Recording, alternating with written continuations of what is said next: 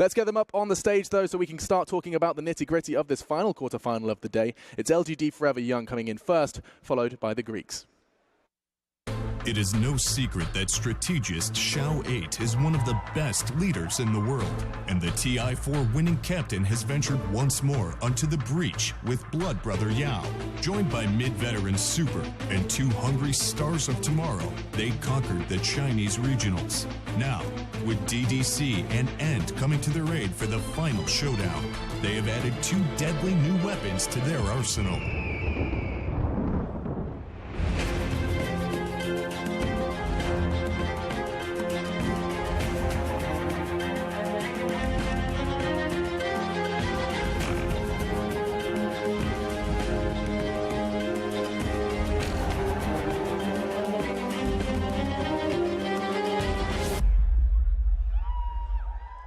Welcome on stage, LGD Forever Young.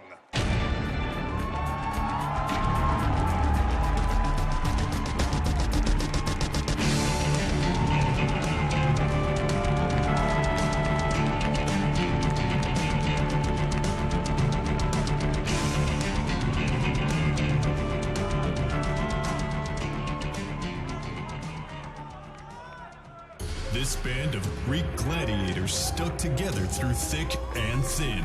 And now, their major breakthrough has finally arrived. Benefiting from the vast improvements of mid-laner Thug, they dominated the European regional qualifiers in style. This is the biggest tournament of their careers so far. And after the trials and tribulations to get this point, they will relish every second of it.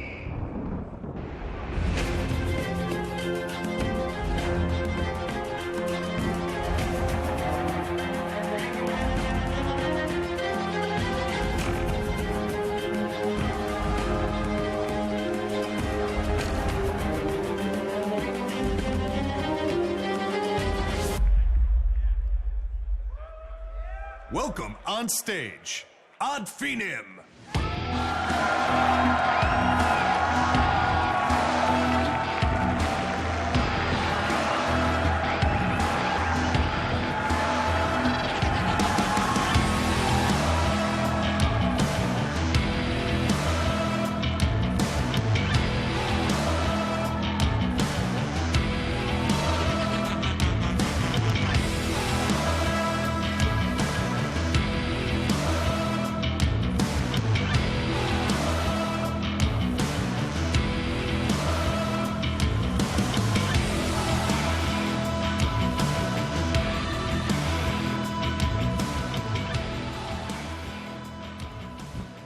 What a sparkly shirt. That is LFY, and we have, of course, got them going up against Finem. Our first discussion has to be, well, first of all, the fact that it is just this for China. I mean, 28 players from China, and it comes down to LFY. Does this seem like a bit of a surprise to you guys? Are you expecting much more in the quarters to semis? I think most people expected Newbie to do quite well. Wings, maybe? Well, Wings, of course. Even the LGD Classic squad, despite coming in as a replacement, were looked at as one of the stronger Chinese teams and showed that winning their group. But it's a pretty strong group of 5 players to have representing China, some really experienced names who've done very well at Valve events. So, well, I mean, we can bring those names up now, and I mean, you yourself and Winter can guide us through them. I mean, well, I'd like to go from left to right with every single one if it's possible. I mean, End has been doing damage to start us off, Winter. Yep. He used to be called ZYF, and I think he's like considered one of the best carries in China since last year. After his showing in a couple of Tier 2 teams, a lot of players regard him as a rising carry. Okay, eyes on him. Super as well. We focused almost specifically on Super in the last time we were talking about LFY. He seems to be regarded as one of these not so flashy. Reliable. Reliable. We were trying to find a word to phrase it. Does that sound right to you guys? Just this kind of a reliable? Steadfast. Steadfast. I like that, Ted. Yeah, okay, let's go with that. You know what you're going to get. He's not going to outdo your expectations, but he'll meet your expectations, which is sometimes what you need from at least certain roles. Yeah, some teams will have a flashy, explosive mid laner, but that's what LFY get from their safe lane carrier player. So he's always consistent. He's good. He plays the kind of heroes that aren't going to be flashy as well. And, I mean, Mr. Consistent on the desk can perhaps walk us through the Greeks, because I know... Hey, where's your card gone, Ted? You had a... It's in my other soup pocket. You fool. I know. It's in my other soup pocket. You did have an ad... Do you have a pen? I could just go for no memes today. I don't have a pen on me. I know. I do. Here we go. It's all right. There we go. Oh, Jesus Christ. All right. All right, well, I'll Right, you cover do that. this in a second. But anyway, who hasn't Ad Finem, let's fallen bring in him love up. with Ad Finem? These guys are exciting to watch. You can tell that they are having the time of their lives, and that is very endearing. I did hear it's Madara, not Madara, because apparently Madara means something Nasty. less pleasant in Greek. So Madara is what I'd heard. But honestly, I mean, maybe next time with his plays, very exciting hat trick of career kills in one game. It's just stuff like that I love watching. Is people maybe doing something that not everybody else is. They're fantastic to watch, and they absolutely keep you on the edge of your seat. They're fun in-game, fun out-of-game. Yeah. After they won yesterday, they were over in the talent room hanging out. They were watching their player reactions, just laughing at themselves as they won. So they went through each of the player reactions one by one. And Spartan ends up on the ground rolling around laughing, laughing at himself and his I did see that teammates. video, yeah. I think Malastrix uploaded the video. And the whole team was just having hilarious. Yeah. So, I mean, being friends is very important. Like among a team, I know certain teams that are just there as teammates. They are not actual friends. They don't hang out. The team feels different, You know, this team, when we always talk about this Ad Finem team. They look like a unit. They look a lot stronger with each other. They don't have one shining star. They always work very well as a team. Yeah, and surely they're making quite a strong case as well for, oh God, I'm not going to say this, not the power of friendship, but let me think of Oh another my one. goodness. No, wait, stop. Not the power of friendship, just the power of staying together and developing as a team, all right? Because they've been together over a year. They haven't necessarily just, clicked their fingers, built a roster and appeared here, which some teams here at the Boston Major have done. It's been a long, persistent process. And they've managed to get themselves to the Boston Major and to a quarterfinals. Already doing better than some of the big names here. Better than the TI winners, the defending TI winners. and outside of Wings, every team has changed their roster, I believe. Yeah. Outside of Wings, it was literally, just Ad Finem stuck together. So it definitely makes a case that playing together, sticking together, knowing each other well. Of course, for them, it helps that they're all on the same page as far as they can communicate in Greek much better than they can in English. But the team is showing a great. I mean, when you look at them talk about their strength, it really is like their team play and their coordination in a lot of those fights. Representing their nation and also doing a fantastic job of playing some, perhaps a little shift away from the meta dojo. I'll be talking to them in just a moment about what that was. In fact, why don't we bring up that head-to-head, because I'm pretty sure Mr. MNT does feature upon it. It is Maybe Next Time and Zhao 8. What a head-to-head this is as we venture to the support role. Career sniper against jungling specialist. Yeah. It's like greed versus Genku almost, I'd say. Like Zhao 8 gets a lot more farm from what we were seeing, has been playing. He's super greedy right now as a support player. Like he totally changed his play style. Like the GPM there, I mean, says when he it gets all. his stacks off, we saw the Purge video yesterday. I'm actually going to be really excited to see if Ad Finem are going to just let them do exactly that, and they're going to go with some bounty hunter, someone to go and harass him, steal XP. Yeah, you've got to assume LFY have seen the Ad Finem game, and bounty must be. It's almost like banning. Maybe it's not quite as big, but banning Naga Siren when you're playing against AUI is maybe you ban bounty, because it's obviously a big part of their game plan to disrupt you early and to make things harder for you so that it's easier for them in lane. And we know how we talked about persistence, Ted. One of the things we also kind of want to remind the viewers of was the persistence in their draft, because it didn't necessarily work out the first time, did it? No, but I think if you can go a game down, like we haven't seen that many teams go a game down and come back. It's been a lot of 2-0s, remember? That's been like the story of the tournament, a lot of 2-0s. So the fact that one of the least experienced teams at a big event have come in and just gone a game down and just gone, you know what, guys, we're not going to change the way we play. We're going to stick with it and we're going to win the game. It was a huge credit to them. In fact, I'm just quickly adding up. Out of 12 games we've seen today, or over the course of the playoffs, we've seen 3-game series. And Ad Finem went 1-0 down and managed to overcome that. Huge from them, and I wonder if you guys are going to be swayed by the romantic Greek story. I'm even seeing flags in the crowd. It seems like you guys have been equally as besotted by their gameplay and just their general aura on the stage. Harvard That seems to be a popular opinion. I want to know your opinions, though. It is Mr. Lilac on the end, though, first of all. The British bookend. What's your... The British bookend. I don't know if that's a positive thing. Yeah, one over here, one over there. With a nice... I've tried to remain as neutral as I can, and people... I know I was talking to OD and Shiva beforehand, and I was going to try and get an Ad Finem chant going because I am biased. I've heard about this. Right, and I'm not going to do it because it wouldn't be professional, god damn it. So I'm going to avoid doing that. I'm just going to say I personally think that they've got a very good chance, but it would be unfair to for me to root for one team over the other, but I would like to see them win. Okay, it's hard not to find some kind of endearing elements within Ad Finem, but also LFY, what a storyline that is, gods. I mean, just seeing Zhao 8 herding this team to victory over their sister team, and there is a grudge there, that was big in itself. What have you got for with predictions? I mean, doing that with stand-ins, Zhao 8 has had so much experience. In my mind, he's the most successful Dota 2 captain at Valve events, period. And that's in over a course of 5-6 years of TI's majors. So to me, his experience, even though they've got the stand-ins, he has this ability to just put teams together, make them work. He's brought in some world-class players. I got to give LFY a slight edge.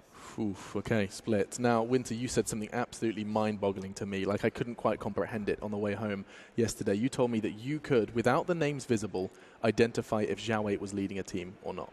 That was what I told him too. Like, crazy to like me. If I didn't know who was playing, I would just look at the replay and just watch the team moving. I would know that it's his team. And I'm assuming, with that much respect, with that much of a read on him, you're going to be giving LFY the edge? I mean, just like at Finem yesterday, they believe in their bounty hunter. I'm going to believe in the director. Okay. Persistent. 2 for LFY. Yeah. Going to be seeing the British bookends probably follow suit, I'm afraid. Just the simple fact that Spartan literally bled after his victory. That's pretty damn Greek. That's pretty damn Spartan. Yeah, you know? that is. He bled for his team. Yeah. How can you not like those guys? And it's on his mouse hand, just so you're aware. Yeah. In celebration, he punched. He's got a cut on his mouse finger. So he's playing injured. So every time he clicks, every time he tries to get closer to victory, he feels pain. I think that'll only drive him onwards. Yeah. Yeah. Grr. Volvo, please give Monkey King. Well, give it a few days, dude. Come on. Like Has he seriously got... That's not even a sign. That's a piece of cardboard. You want Monkey King? He made a good look at that costume. He made a blooming good go of it. I like to think that he actually went to Burger King in the suit to get that crown. What does that say? That's probably saying something, I love Pyrian flax. I think that's what it says. I very much doubt that. Oh, yeah.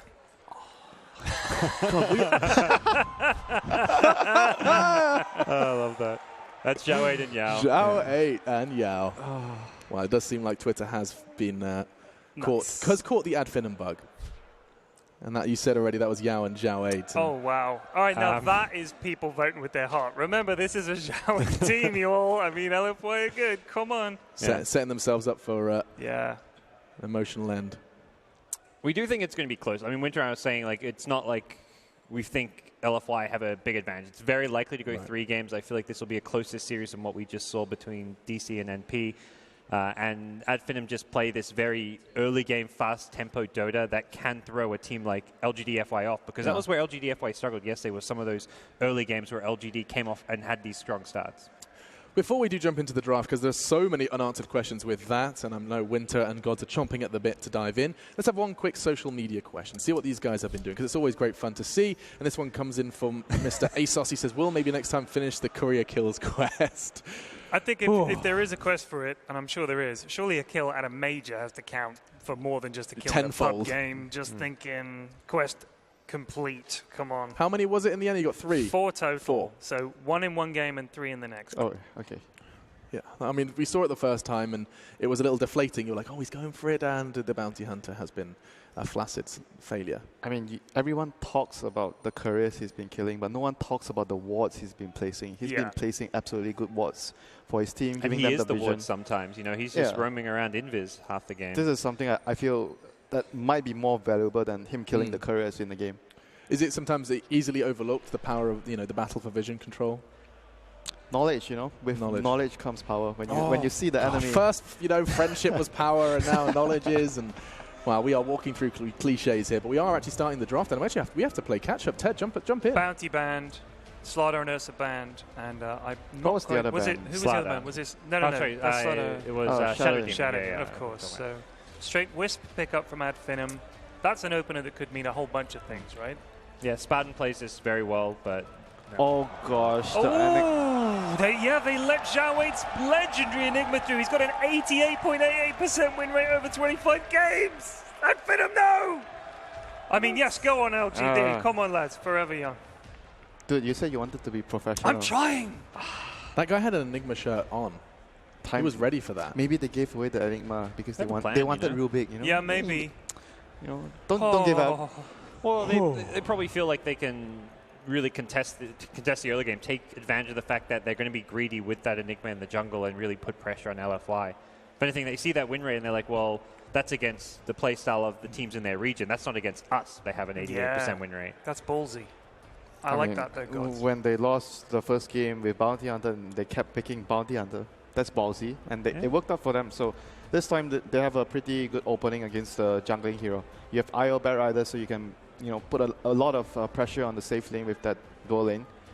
Maybe they were like, oh, you can jungle. We're going to be taking your safe lane. We're going to pressure him. But one of the things you were talking about yesterday about how Zhao 8 ran the support Bat Rider was that Enigma can do the same thing. So do you not think he'll come mid and just harass the mid with Enigma and then push like that? He doesn't harass as much. You can't really do it like the Bat Rider. Not the same way. Yeah. You kind of want to wait for level 6 when you get your black hole, and then you make a rotation, maybe smoke. He's like something like a Beastmaster jungle. You jungle really fast, you get level 6, you smoke, you get a kill. Yeah. It's very different from Bat Rider jungle. And they remove the Alchemist. Okay. Hey, you'll be happy. Yeah. Yeah, no Alch. No, I'm literally, at this point in time,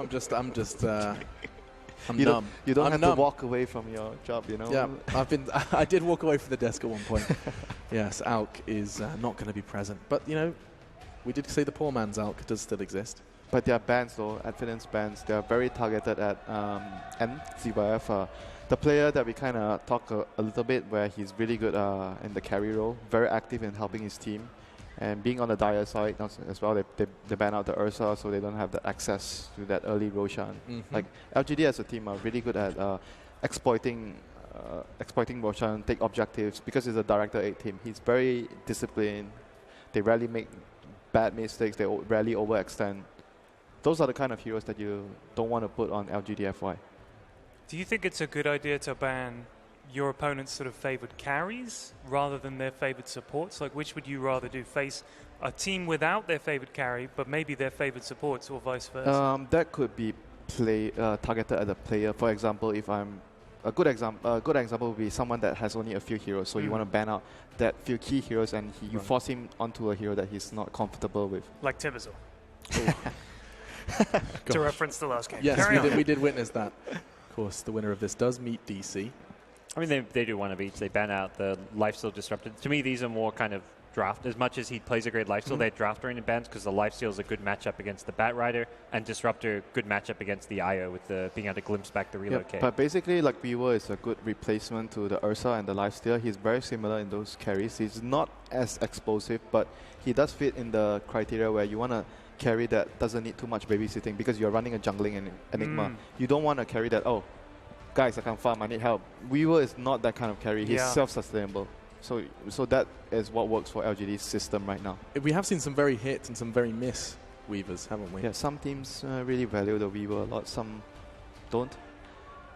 Some on the support position, some on the offlane position. True. We saw the hero everywhere. Like even on mid, there was a game. But right now, Finem, with the clockwork pickup, one of those is a 4, like the clock or the might be a support clockwork just for black hole cancel. Yeah, black hole cancel, and it might also suggest that they might be doing like some Shadow Fiend, because if you do support clockwork, you want to abuse the cogs to give the Shadow Fiend damage. That might be a good reason for picking that. And they go for the bench, the Bat Rider counter. You want to remove the lasso, save the carry. Good synergy with the Weaver with the minus armor. So you can see that LGD just building a dire lineup, a lineup that allows the team to repeatedly abuse the Roshan. They have very good Roshan potential. I haven't seen really any of their signature picks apart from the Bat Rider.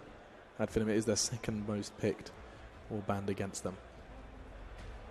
Well, they definitely have a plan here. Well, they're going back for the puck. That's a signature pick as far as Thug's concerned. Yeah. We saw the Dagon puck yesterday. He plays his hero ridiculously well. Big hero incoming, Alex. This is like the similar setup in the game where they went for the Morphling.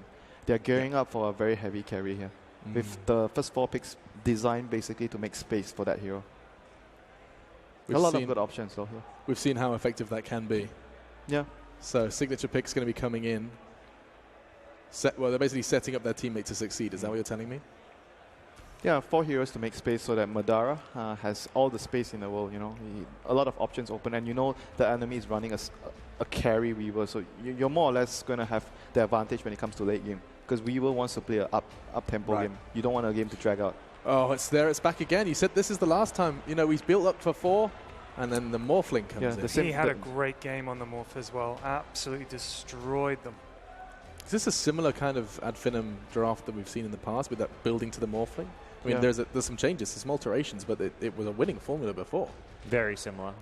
Last pick, Jug, is going to be the mid laner. So they want to have something that can really 5-man and push. I mean, it's the LFY way. Have the 5-man, the healing ward really amplifies that. It's a very stable mid laner for Super to be playing. Oh, man, this is happening. I mean, this is... if ever you wanted a challenge, you just sit there and realize that Spartan is sitting there leading against one of the most highly regarded captains in the Dota scene. If you want to, if you want the glory, you have to go seriously hard into this game. What a series this is going to be. You boys feeling confident about your predictions? You like LFY's draft gods? I'm just excited for the game, Yeah.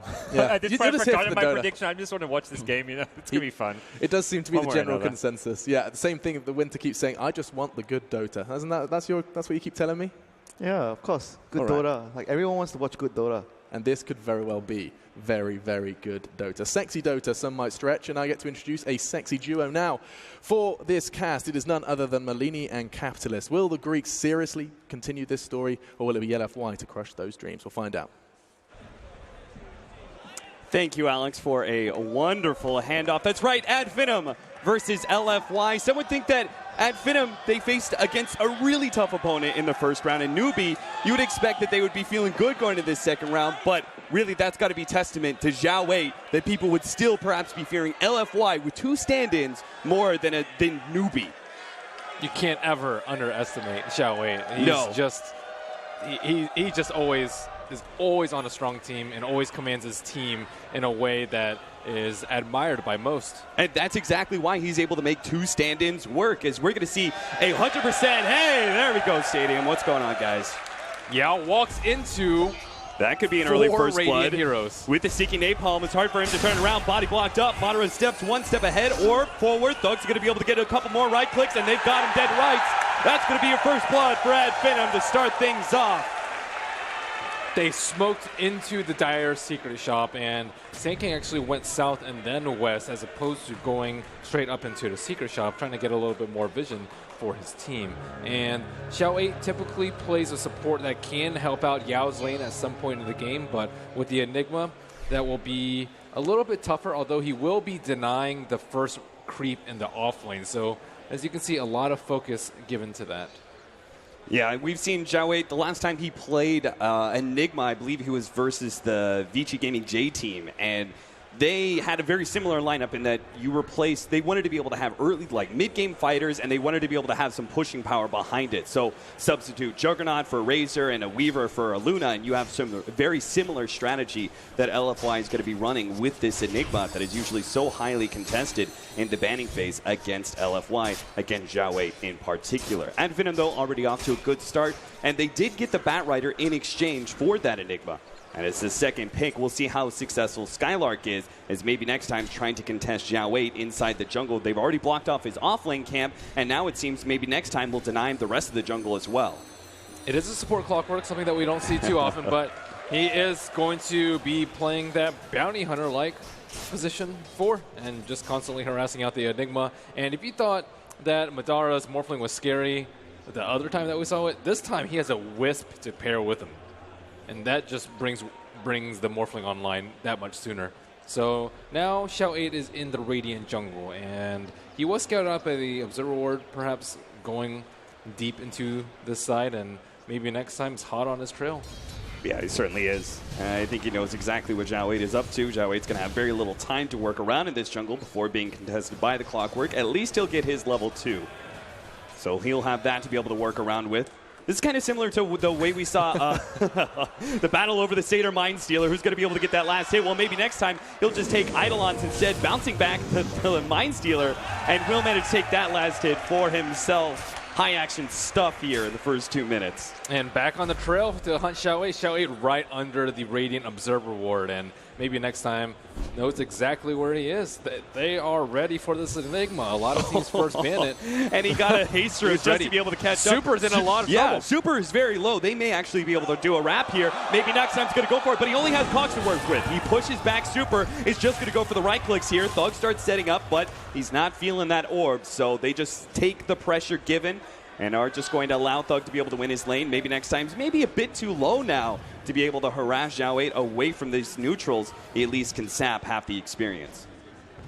Enigma has not picked up a skill yet at level 2. If maybe next time ventures too closely, he can skill up Malefus and get a kill. If he's uncontested, Midnight Pulse to break down those trees and take out that hard camp is a much preferable option. Now we have the level 2 on Clockwork, which gives him a lot more kill power. He's going to pop his head out here. Starts going for Xiao 8, pushing him back, and seeing if he take the last hit, which he, of course, does. To focus a little bit on our other lanes, though, Super is already falling behind as the Juggernaut. Thug is 18-3, thanks to the early bit of pressure, both from the Clockwork and Puck's natural ability to be able to win lanes. Top lane, Skylark's starting to go on to TDC. He's getting a lot of damage done by N, and will easily be able to clean him up. Skylark overstepping himself. Yeah, there is no armor on that Batrider. Usually you see maybe an early ring of Prot versus this double minus armor lane, but he just got owned by the Swarm. An early Rocket Flare instead for maybe next time, but he misses out on some easy CS against those Eidolons. Bottom lane, Yao does seem to be doing pretty well for himself as the Sand King. Much better than Skylark's Batrider, that is. He's matched up against a Morphling, right, which is a pretty good lane for Sand King. He can use that Caustic Finale to really be able to harass Madara back, and due to his low range on the Morphling. Xiao 8 following his trail, pinged out immediately. Maybe next time. Going to reset himself, dying off the neutrals, and I'm sure because they see Xiao 8 making his way into the Radiant Jungle, I have no doubt that maybe next time in his fresh life will be appearing sometime soon. It's going to TP up to that mid-tier 1. They only have one way to stop Xiao 8's TP, and that is the Cog. No battery assault skilled up yet on the Clockwork, so this is going to be a very difficult kill. Xiao 8's kind of already prepared for this invasion by maybe next time. If he traps himself in there, it could be a little one trouble. Cog, there it is. He managed to get it without battery assault. Meanwhile, the Batrider dies again at the top lane. Maybe next time he's going to try and chase down this Enigma, but Thug is actually going to come over, and maybe they can actually nuke him down. The orb should easily be able to land. He's not going to be able to get in front, but the Wiz helps him out with the tether, slowing him down. 2 for 2 is the scoreboard, though, because Skylark in the top lane, he has gotten his level 5, but it's cost him 2 deaths against a Weaver lane. This is only get the Weaver online that much quicker. And finally, he has the Ring of Protection, but with the aid of the Blightstone, it's going to be very tough for him to continually survive in this lane and may need to concentrate on stacking, which he's doing at the moment. And Xiao 8 is only level 3.5, 5 minutes in. I think free farming Enigma generally level 6 around this time, and maybe next time has to feel good about the way that he's played this early game. DDC. Bounce back just a little bit. Skylark is going to be able to get ahead of him here. DDC is going to throw out the stun, but it looks like he may go down. Skylark goes for another right click. He should be able to get it. That's 1 kill. Can he get away from End, though? End is hot on his trail with the Shikuchi. Skylark has the bugs on top of him right now. He makes his way up and down the cliff and will start using that healing salve. He will survive for now. And there's just very little way to deal with that Batrider as he goes up and down the cliff. Maybe next time still hunting Xiao 8. This is looking just like, remember the Wings EG where they first ran the Venomancer jungle against Wings, and they ran a Treant Protector that just went in the jungle and just bullied out the Venom. Maybe next time's finally going to be caught. DDC showing why he is an apt replacement to LPC. He's going to be able to block out, and maybe next time will go down, securing Xiao 8 to jungle once again. I like the body block. Gave them enough time to hook up with that Malefus. And look at bottom lane. Like, Madara is not feeling real good without his Wisp. Sand King was able to push a little bit farther forward when the Wisp was showing himself. Every single time he's been off map, Yao was able to play a lot more aggressive in lane. And, I mean, Ben, you pointed out in the group stage. Is he coming across? Oh, he's going to wrap around. Spartan is so low, too. This could be just a 1-2 punch. A nuke and a right click could finish him off, but it's not going to happen. Spartan starts healing himself up. Now they're actually going to try and man mode against DDC. DDC is going to be able to get the stun off first. He's now the target of Madara's aggression, but a flare brings him a little bit lower. He has 5 seconds till the waveform's up. Yao has to go for the body block here, and it looks like they're going to give up on that kill ultimately. A nice rotation by DDC. Maybe they thought that the Wisp position was a little bit more veiled, but double stun on top of him. Also, Wisp, a no armor hero in this situation, easily gets right click down. And they didn't actually bring counter wards, so I'm not actually sure if either team saw the wards being placed as they happen around the same time. Dream Coil, Super should be fine with his healing ward. One step ahead of the puck. And if maybe next time is not actually going on the Enigma, as he's been punished once now by DDC, he can't actually help out against this Sand King. The Sand King should be able to just burrow strike out of any Cogs attempt of maybe next time. So what does he do from here, Marlene? I think probably try and get level 6. He needs to be able to hookshot in and stop a black hole, stop an epicenter, maybe stop a TPing juggernaut that's spinning. I think, and more importantly, try and control the Weaver at some point in the game. Weaver is going to be the most farmed hero on the side of LFY for a bit to come, especially with Enigma hindered so much. So they need to be able to keep him in check somehow. The puck also with a Blink Dagger, perhaps. I don't even know if he's going Blink Dagger first. Oh, Super got him. He managed to get onto Skylark. Skylark hitting for the clip, but he's just not going to make it in time unless the Fire Mirror. Oh, there it is.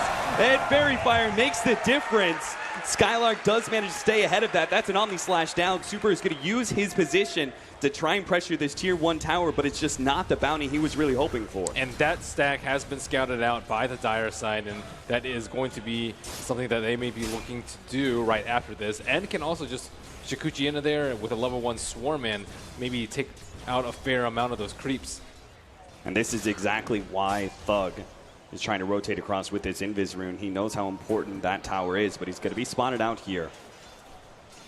Can they set up a trap for him? It's still going to be pretty tough. They only have one disable out. That does not look like a situation that is possible to be able to get kills. So they're just going to play passive for now and let Super get free farm in mid. And let's see if Skylark is able to take out the second. Yeah, Enigma is 6 at the moment. He does have a smoke. Also going for more of a team fight build with the Arcane Boots and the Buckler. The Arcane Boots you don't see too often, but if you're grouping up a lot and no one else is really building Arcane Boots, I think it's definitely a good choice for them. Greaves. Yeah, he also likes to be able to build Greaves, right? Yeah, so Greaves versus the Silence on the puck. It's pretty good. They're going to try and go for this smoke. They have the Black Hole as well as the Malefice. Available. Malefice goes down. Madara's going to try and make his jump away. He's going to be stunned up a little bit more. Spartan's ready to go with his level 6 as well. In fact, they can actually turn this one around. They starts getting some damage onto Zhao 8. They're going to be able to bump him back here, looking for the wave for him to finish him off. He's got it up now, but he's just a bit too far away. No, he actually does flip him. Skylark goes in deep, but they manage to set up a huge Dream Coil. Skylark may go down, but the rest of LFY have dropped so damn low. Madara's going to be able to clean so much of this up. He's got a third. He's going for it forward. Super trying to get him towards the back line behind the Tier 1 tower. Just one more auto attack is all they need, and Thug's going to be able to get it. Killing spree for Thug at Finem. Reading LFY's rotations real quickly. That was a dangerous proposition even to begin with. I think Io was just sitting behind him ready to heal him up, and Morphling, I think, can easily just strength morph out of a potential black hole. And Puck coming into, look at this beautiful Dream Coil coming out from him. That was such a well-placed flame break too, but I mean, Skylark, like they all turn on Skylark, but it sets up this beautiful Dream Coil that it doesn't even matter if Skylark dies there, because you know your carry Morphling is going to be able to clean up so much. Yeah, and they didn't have Omni Slash because they had used it on the Batrider earlier, and that's a big fight for Finem. And look at this. Maybe next time. He wasn't actually a part of that. He was up at the top lane, so he got a bunch of solo experience. He's going to pick up his level 6 right now off of sharing some of the experience from that off-lane stack. And now, at 11 minutes in, for a 4-position clockwork, that was, what, level 2 maybe? 5 minutes into the game, just kind of wandering around, following the Enigma. He is now level 6. He can try and be active on the map. Sand King, also very far away from his Blink Dagger, gets harassed a little bit by the Morphling on the bottom lane, but yeah, Clockwork is no laughing matter now. They have to have a way to stop the Enigma from the black hole and through the BKB. Lasso is just not really that reliable. A lot of teams like Ventral Spirit and I would say Global Silence. They're the two most common ones, but the Clockwork is an entertaining idea when it comes to dealing with the Enigma, and he was very fruitful in his pursuits in the early game. I wonder if he can pursue it in the late game too. It's just hard to hook just because there's so many units. You often don't have a clear line. Enigma himself can block it with the Eidolons. A little bit concerning for Skylark. That was a great fight at bottom lane, but Skylark still needs to be able to pick up his farm for his early Blink Dagger so he can start being a threat on the Weaver before that Linken's is complete, as that's kind of the game you play. When you're playing the Batrider against the Weaver, you kind of try and stay one step ahead of him. These Linken's, he picks up the Linken's, you're looking towards Force Staff, but...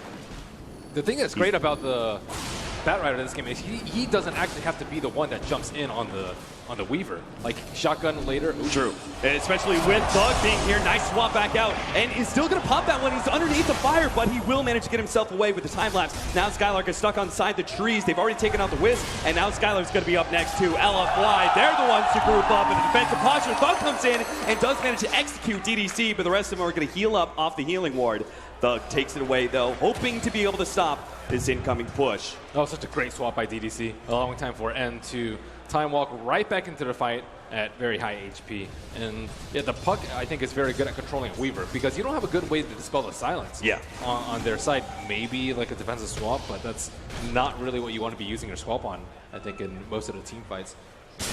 Going to try and chase down the Morphling here. Weaver's going to get some good damage on him. Spartan comes forward, though, and they're actually going to turn on Ant. Empty, it's taken out.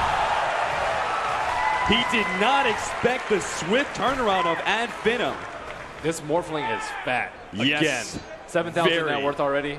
And he's over-leveled, which makes a big difference because of the one level of Adaptive Strike, which completely caught End off guard. He's like, oh my god, this guy has a ton of agility, and he already has that 1 point, and of course max waveform and agility gain. All these stats add up when you're trying to kill a pesky hero like the Weaver. Yeah, he's been chipping away at this Tier 1 tower for quite some time, too. It looks like he's going to try and force it now. Yao goes for the stun, but can't really stick around. Tries to go for the deny. Going to be faked out between the two of them, but Madara will lay claim to the bounty. Now he jumps forward the waveform, brings Yao a bit low, trying to send him back to base. Meanwhile, top lane aggression. Thug is deep behind this tower, and Skylark is going to start and bring the creeps on. They're going to go for this Tier 1, it looks like, a little bit of a pushing action.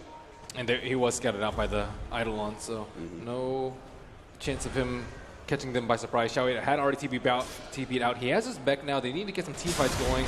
A lot of it is going to rest on Yao getting his Blink Dagger, but he's still 700, 800 gold away on that. And once the relocate coming in. They've got the Dream Coil set up with the Silence Super. He goes for the spin, but it's a bit too late. DDC's actually coming in, but at Finem, they're actually happy with this fight. They will gladly take an extra kill, even as the relocate is coming back. They get a second kill and maybe a courier. Not maybe next time, but maybe Thug can get him almost. It heads into the trees. Thug won't be able to get it. He TP's back to base, fearing the worst in LFY's rotations. And LFY, they need to make use of their big team fight ultimates. Animigo was slowed down, but he's been level 6 for 5, 6, 7 minutes now. Yao also hasn't been able to use his Epicenter. Ad Finem are always able to get the jump on. And look at these observer wards set up by them. LFY, they can't even venture towards the opposite side of the map, even past the river, to get their wards down. Normally, it's Xiao 8, the one that's supposed to have this great of an impact, and in a little bit of trouble. No Linken Sphere up. And they're going to be able to grab him, pull him back straight into Thug, who managed to couple with the Silence, but they just can't quite finish him off. He is a bit too tanky with those strength treads. And Xiao 8 looking for a target and probably looks with a little bit of chagrin as he sees Morphling's items with a Linken Sphere. That's good. There goes our best initiation. The Sand King Sun onto the Morphling to lead things off. Yep. Swap, not going to be effective. Malefice even, not effective. Weaver has no way to pop the Linken. So this Linken Sphere is going to be a big, big issue for them. And combine that with the Wisp sitting behind them. Madara could just have a free game once again, supercharged by Spartan's Wisp. They have both their Blink Daggers. There's no doubt what Ad Finem's playing here. They play fast against LFY, fast with both a early puck pickup as well as a Batrider. They're looking to try and take over the game around this 15-minute marker. LFY, they need a little bit more time before their mid-game begins to strike.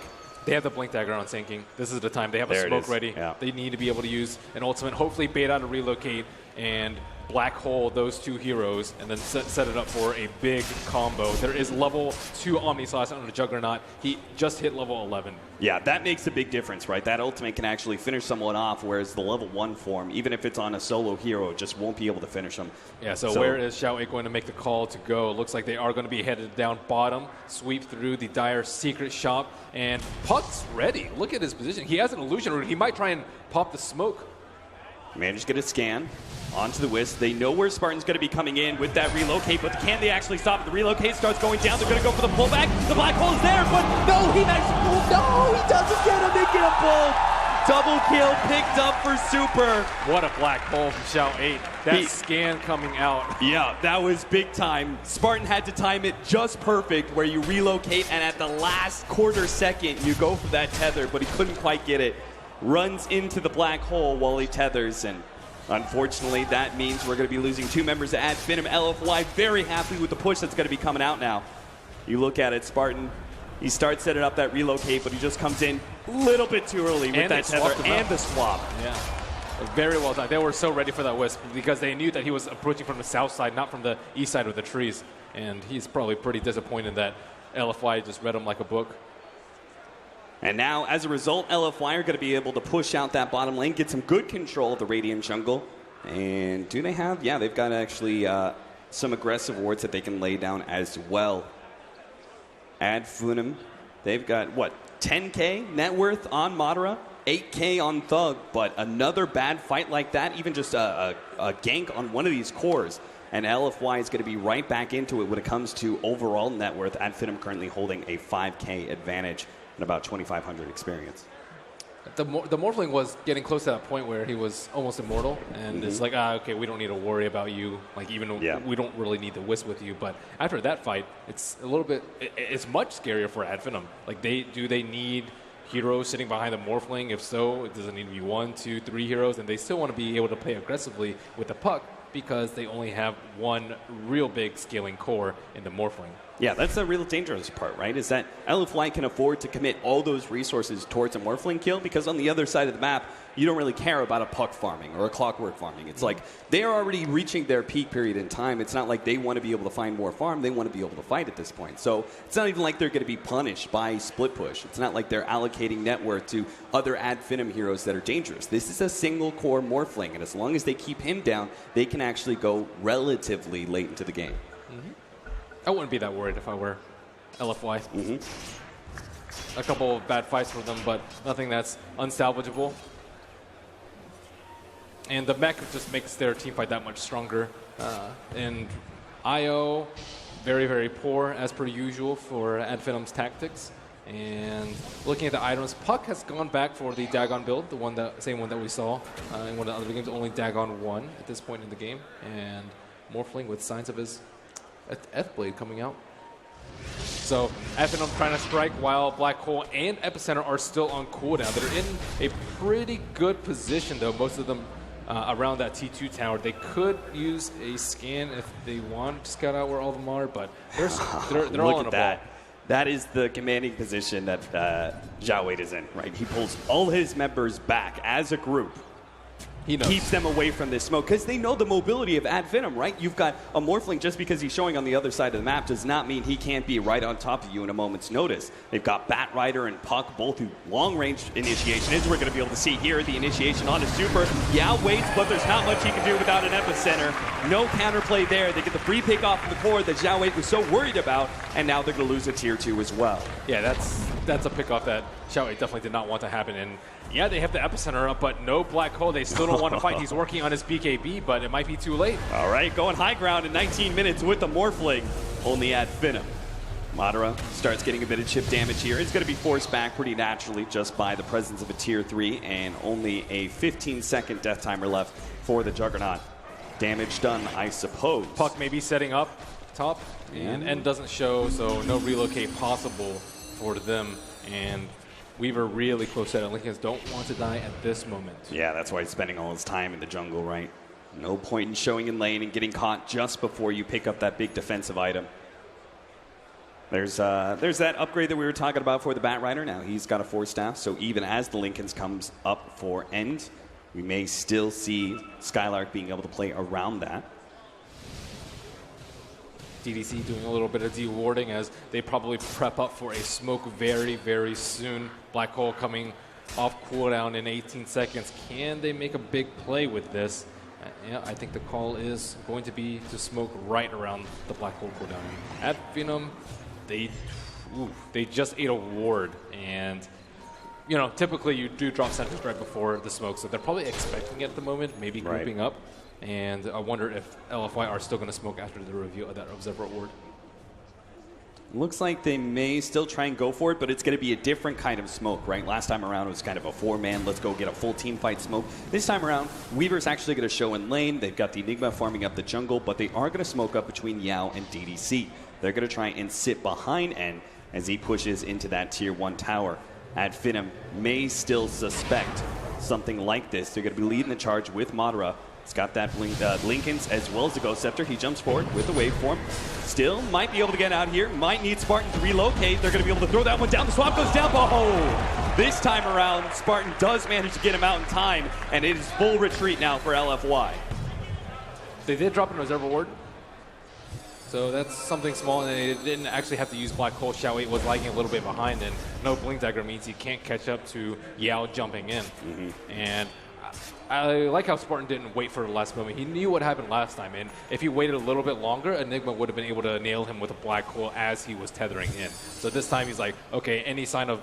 They popped his Linken's, they stunned him, and he's like, okay, I'm just going to do it. I know he can probably survive for 3 or 4 more seconds with more strength, but he just does it early just to ensure that the Morphling stays alive. And looks like a tower trade is happening mid, taken down by LFY as top T2, scored by Finem. At Finem, we're going to try and force them back, though. They've already taken that Tier 2 and are reaching towards the Tier 3. Skylar's going to be leading the charge here, deep inside the enemy base, seeing if he can get the quick pick off, and he may just find it. Yao is sitting there, so super. He's going to blink forward, goes for Yao, managed to pull him back. The big nukes come in with the Ethereal Blade, complete on Madara. They're going to have to complete more TPs for LFY, and they may not be able to save too much of this Tier 3's HP. There is a buyback on Yao if they want to expend it. May just need some kind of initiation to come out from LFY before they go for that buyback. We want to be able to ensure they actually catch these heroes. Nuke comes out, and that's going to be super forced back to the fountain. This gives Madara more time to click down this Tier 3 tower. It's already gone at 22 minutes in. Advent are this time successfully sieging the base. And LFY left with little response here. They don't want to buy back on Yao with just 10 seconds left, but they're going to give up a melee racks this early. It seems like that's the commitment they're making.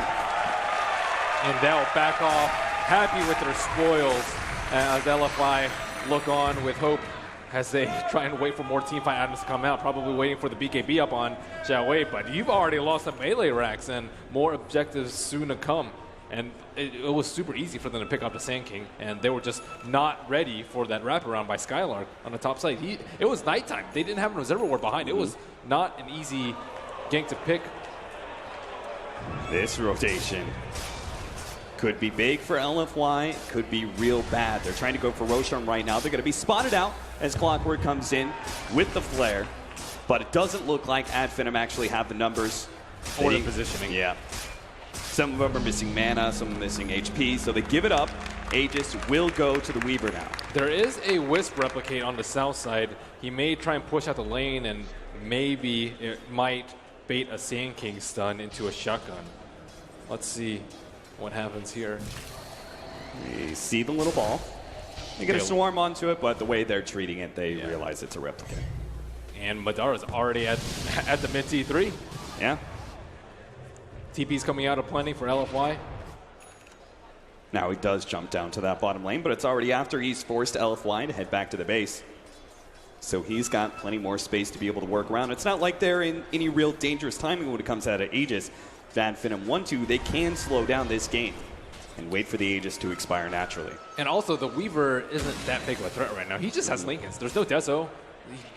He can't actually burst people down. You can't just Rambo in as the Weaver, sacrifice your first life for the Wisp or the Puck or whomever it may be, just because it's going to take him a good 5 seconds to kill someone. And Radiant has used Scan. It just pings out on N, but because there's one hero, they're more than likely to suspect that the rest of LFY are hanging about. Now, I was going to say they really just do not have enough disables for this Morphling because Black Hole, there's so many counters to it in this game. But now we have an early BKB for Xiao 8. So now he just has to worry about the hook shot from maybe next time. Everything else can be disposed. His only job. Yes. is to stop the Black Hole. He can let all the initiation go to Skylark. He's just got to get the counter initiation on the Black Hole. Or relocate out on Spartan, but that's true. I would say a little bit more unreliable. The hook, I guess they're both not that reliable, but one of them needs to be able to save the Morphling, especially when the Aegis went LFY's way. I mean, I would say I think the tether relocate out is actually the more unreliable option just because of the way that LFY is playing around it, especially since DDC is about to pick up his level 2 Nether swap. The way they've been intercepting this Wisp and trying to quickly swap him into the black hole may not make this a reliable escape mechanism for Finem in the future. Yeah, DDC can also look to break the tether with a swap. Like, not even just swapping the Wisp, he can swap the Morphling into a very compromising position. So there's many ways for them to approach the tether relocate, as you mentioned. And there's a gem that's unfortunate. Skylark has that gem, but he just didn't quite make it to that Observer Ward. Either way, it'll die naturally. Yeah, and I saw Madara using a Replicate on the Batrider earlier to try and kill some of these Observer Wards, but none of them have been taken down yet. They are in pretty difficult position, at least 2 out of 3 to D-Ward, and Finem poking up at that T3 on the bottom lane, and LFY, as usual, is together as 5, and they have to decide how they want to deal with the split push. They have to TB back. They can't let an agility'd up Morphling like this. Oh, Zhao Wei almost goes down. The mech will give him that little bit of a bumper. They do manage to get the tier 1 tower. Madara only gets a pittance of damage. Oh, they're actually going to swap back, but that was a miscommunication. Now he's actually going to jump forward. He gets Black Hole, though. They may have the damage with the Juggernaut on the slash and the epicenter, and all goes to killing Madara. He goes for Zhao Wei, but he can't get him. Yep. There was just no one really at Finem over there. Like, Skylark was so far back. Maybe next time wasn't even in sight, and he went for the relocate, and even with the Glimmer Cape isn't going to save him. And that's the thing with another swap. Like, it just ruins your positioning. Morphling was just way too deep in there because of the swap. 13-11 now. And that kill was quite the big one. LFY demonstrating a stunning amount of teamwork to be able to bring down the big carry of Finem. And he didn't get his strength morph off before the black hole came out. That definitely, that's rough. You could see LFY beginning to make that comeback. They need some of these big core items, and they're finally getting them too. The Desolator on the Weaver. Next up, they need to be able to have like the Diffuser Blade so they can start eating through that Morphling's mana as well on the Juggernaut. And thanks to these occasional pickoffs, they are beginning to build up these items and may be able to have a big strength surge around 30-35 minutes. Yeah, they're a little pressed now. They've given away a lot with the Roche and then another big kill on the Morphling. Morphling not as free as a game as it looked like in the early game, but who are they going to catch with this? Skylark has smoke pops. Relocate's ready to go too. They're going to be able to grab Super. The Roche Strike comes in a bit too late. Now it actually puts himself in danger. The waveform comes out. They manage to get the new combination to bring down Yao as well. And all of a sudden, Finem go from behind to now being able to take 2 heroes in the enemy jungle and might just be able to push into the high ground off of this. Fortunately for LFY, though, they've done a good job of making sure all their lanes are pushing out as much as possible, making so when Finem go for these kind of rotations, they don't immediately get pressure onto tier 3s. And it's a very back and forth game as Finem always try and pressure when Black Hole is down, and some of the members, Super in particular, has gotten caught out twice now when the Black Hole has been down, and just not really respecting Finem's will to fight at this particular moment. 40 seconds till the Black Hole's up. Skylark does manage to see Zhao Wei, but pushes him back instead with that Flame Break. Getting free damage onto that tier 3 tower. Glyph is going to be popped here by LFY. 10 seconds until the Juggernaut is up, and that's 10 seconds. Just free right clicks on a tier 3 for Madara. He's got to back up just as Yao shows himself, and the Juggernaut does freely revive. And despite dying twice, he's still incredibly ahead on the net worth, already completing his Manta style, aiding in that tower siege. They don't really have a good way to deal with those illusions. Sinking an epicenter, but it's good if, like, for example, Juggernaut decides to Omni Slash it, those illusions are going to take a lot of the damage, especially considering how poor the Juggernaut is relative to everybody else. Look at this. En's actually going for BKB with this Mithril Hammer, but check out what Thug's got himself. He's building into an Aghanim Scepter. This is going to be so good versus both the Juggernaut as well as the Weaver, as with their magic immunity, they think they're going to be able to get out of that coil, but with an Axe upgrade. Enigma, too. Yeah, true. Although Enigma unlikely to actually move out He's of it. a little bit more stationary, right? But those other 2 cores, they like their mobility. They don't want to be locked into one spot. And Morphling needs to be able to man up if they're locked into the coil. I'm not sure if he's going to go BKB next. A Butterfly, I guess, is also a pretty good item for him. It just depends on how well he thinks he's going to be able to be supported by the Wisp. If Wisp can do all the defensive abilities, then he can just go full-out offense and just destroy people inside that Dream Coil. We've hyped up this TI winning captain a number of times during this game 1. And we're going to continue to do so because so much of this game now rests on his shoulders with the BKB and a fresh Blink Dagger pickup. These black holes could change so much. That smoke, they were right next to the neutrals, but it was nighttime. Maybe they're lucky enough that Finem didn't quite notice it, but they're playing super defensive. No one's pushing out the top lane, and for example, like a Morphling could just like right-click that range barracks, and LFY have to kind of respect that, and no one's really pushing out that lane. They'll definitely make things look a little bit fishy for Finem, and now it's just been way too long. They're pretty aware of what's going on. Thug's the only one that's out. He could get caught out if there's a quick Blink Burrow strike onto him. There is an Observer Ward placed down. He's in a tiny bit of danger, but not if he's all the way back behind the T2. Yeah, he sits far enough back. That Observer Ward is not going to be able to find him. And now, and Xiaowei will reveal themselves on the bottom lane, and the flare will confirm what AF suspect. A quick push onto the tier 2, but it may come at a serious cost here. Already, Skylark is pushing those creeps into the range racks at the top lane. They relocate into the mid lane as they take down the racks. Yeah, they're just going straight for the full mid lane. They're going to be able to take down that tier 3. They're going to focus on the range racks, realizing that the rotations of LFY are coming in too quick. They have to back themselves away. That's what you get for leaving your base. Yep. So that's Finem. The Bat Rider just Firefly, push out the top lane, and then boom, instant relocate to the mid lane. They can't defend both lanes at once. They can hardly defend one. And look at that. The Aghanims is now up for Thug and is still trying to finish up his BKB. And now LFY are in a really sticky situation. If they leave their base, they will get the racks taken down by the never-ending siege from the Morphling, and their lanes will be pushed out. However, if they want to go contest, or like if they don't, then Roche is going to be up. Roche is up in 30 seconds. And how are LFY actually going to do this? They have no BOTs.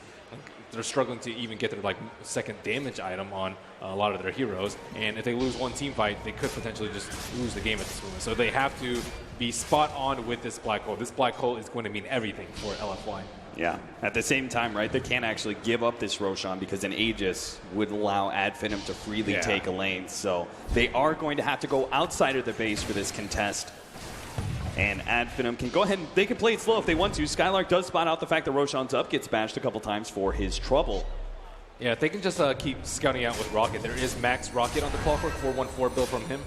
He doesn't have that many skill points to work with, so this is a very important tool that they have just to make sure that LFY doesn't sneak it. Yeah, again, the push is coming in the top lane. They have to relocate, ready to go. LFY have to respect this. But Enigma could blink Black Hole. He's in position where if they relocate top, he can blink Black Hole. He was waiting for it. He was just sitting there for a few seconds. But they don't want any free damage on the range tracks, and Xiaowei will reveal his positioning, and Finem will move into the Roshan pit while split pushing at the same time. How are LFY going to break this conundrum? They are going to see some of the Finem heroes running towards Roche.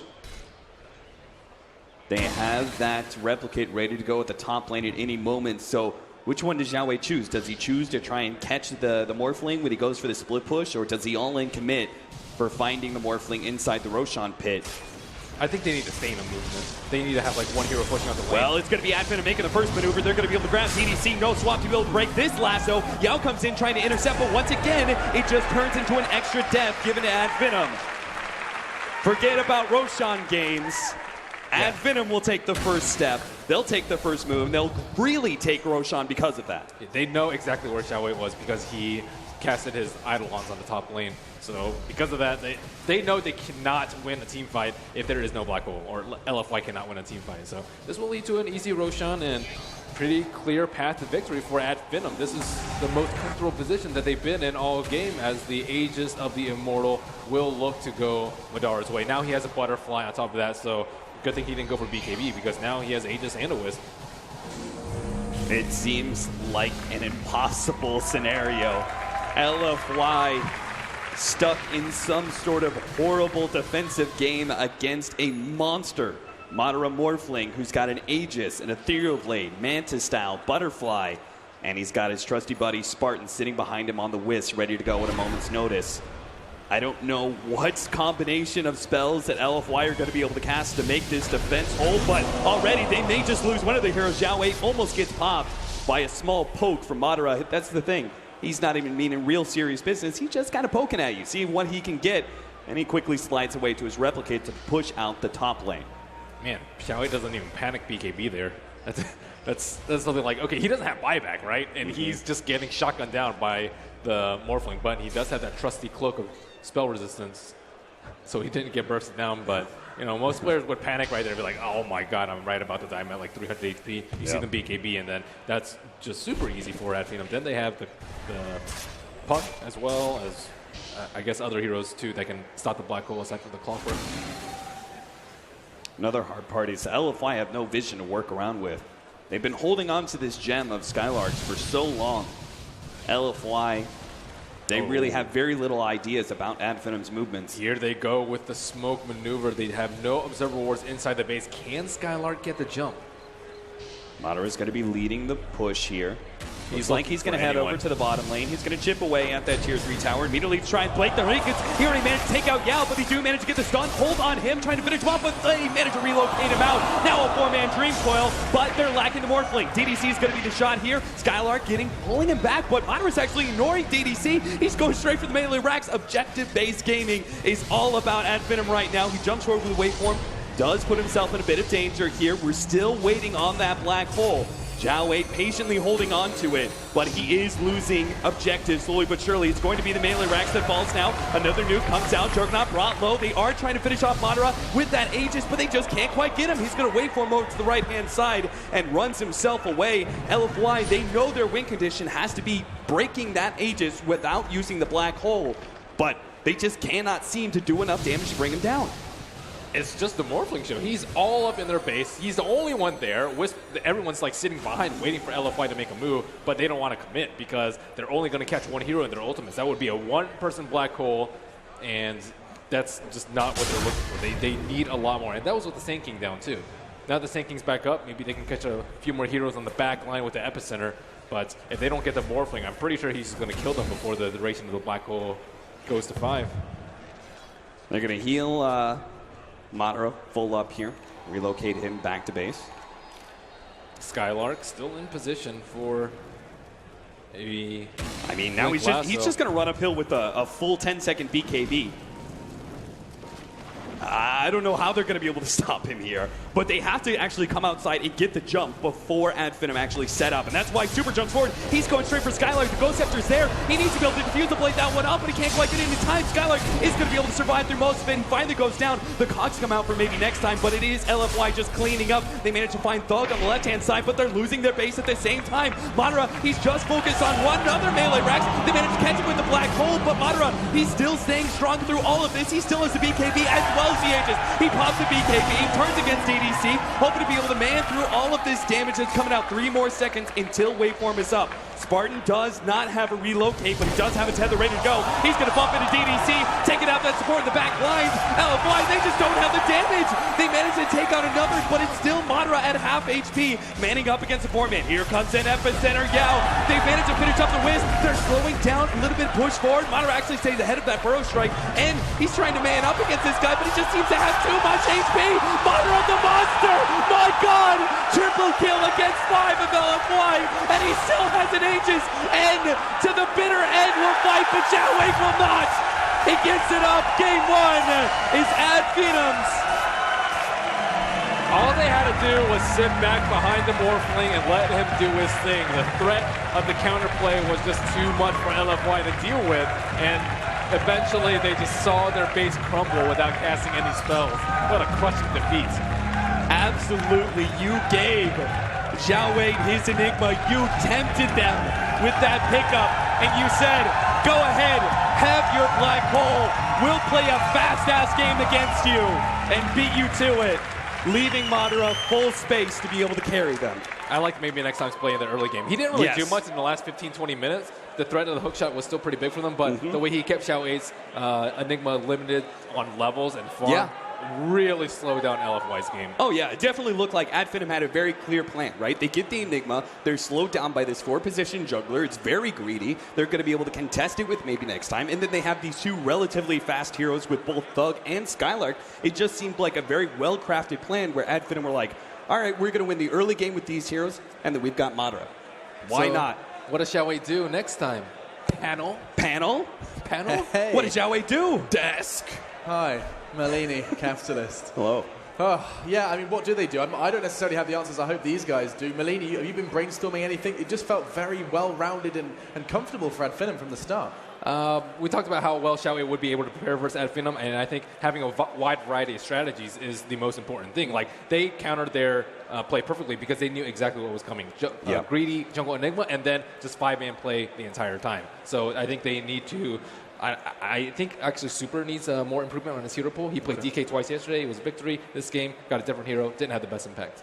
All right, I'll extend that to the panel. Thank you very much, you two. It's already starting to look great for Finem.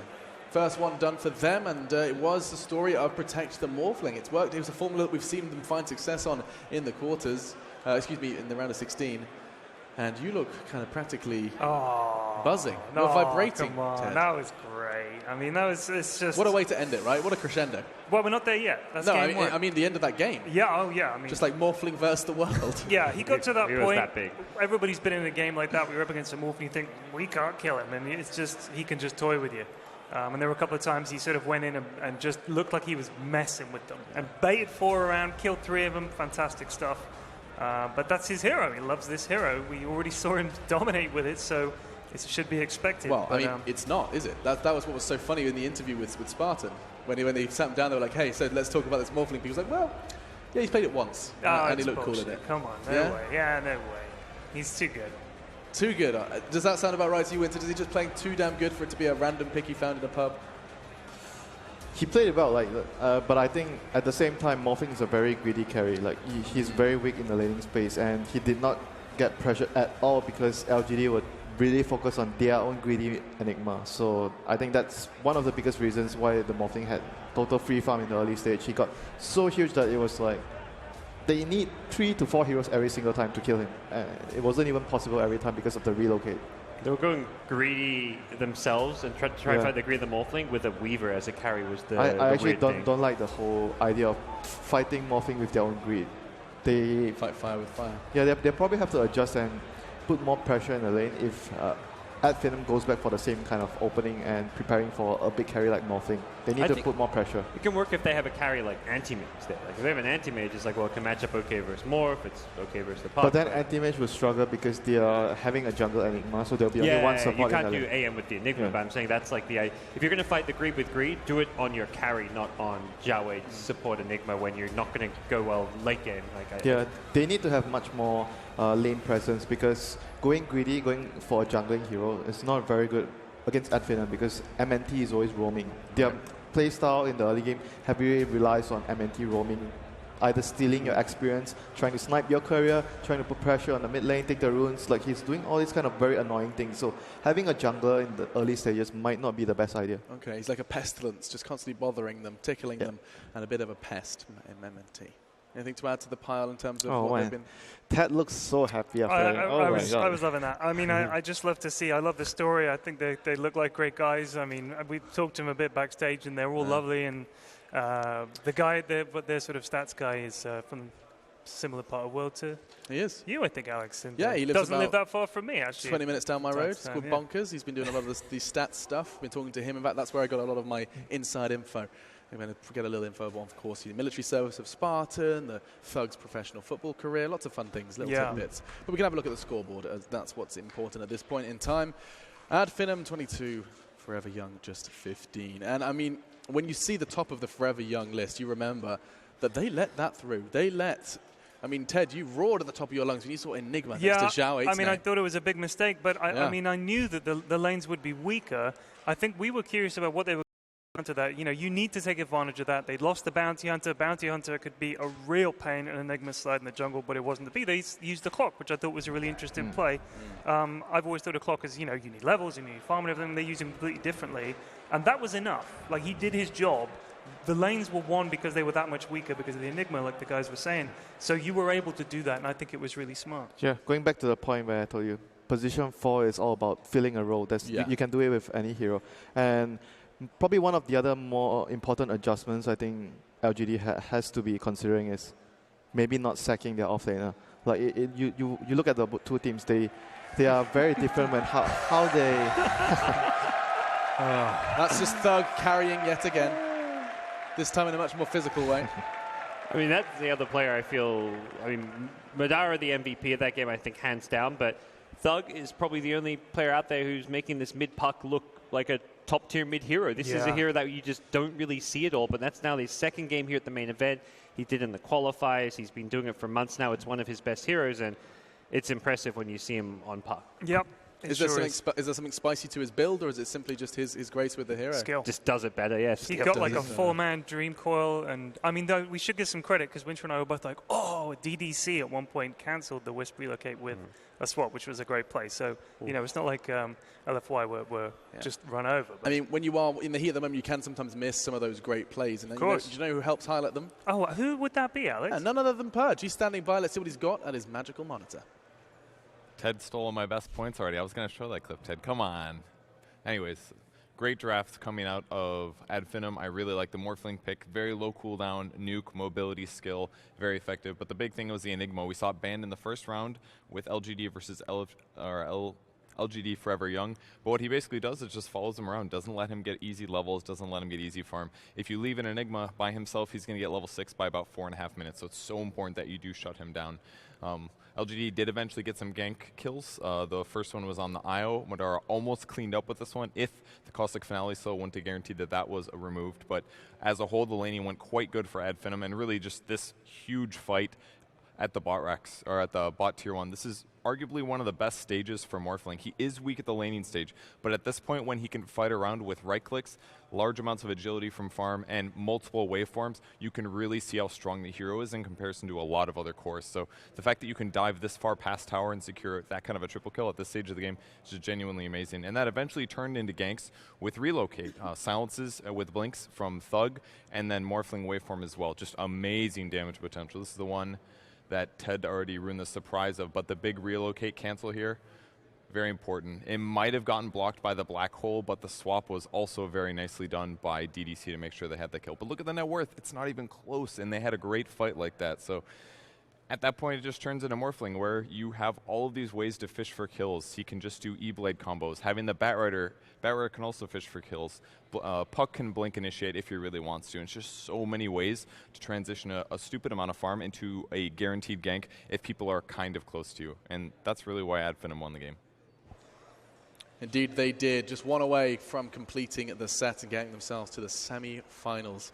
They were managing to get through the EU regional qualifiers, in fact, top of the qualifiers, but now they have got bigger fish to fry. It seems like they could throw the knockout blow here to such a titan force here in the Boston Major. But we have to kind of reflect upon exactly what, like, this isn't the first time we've seen Morphling. They did it versus Newbie. This was a successful formula versus a Chinese team we were expecting big things from. And now, on stage, they've done it again versus another Chinese force, lgd.fy.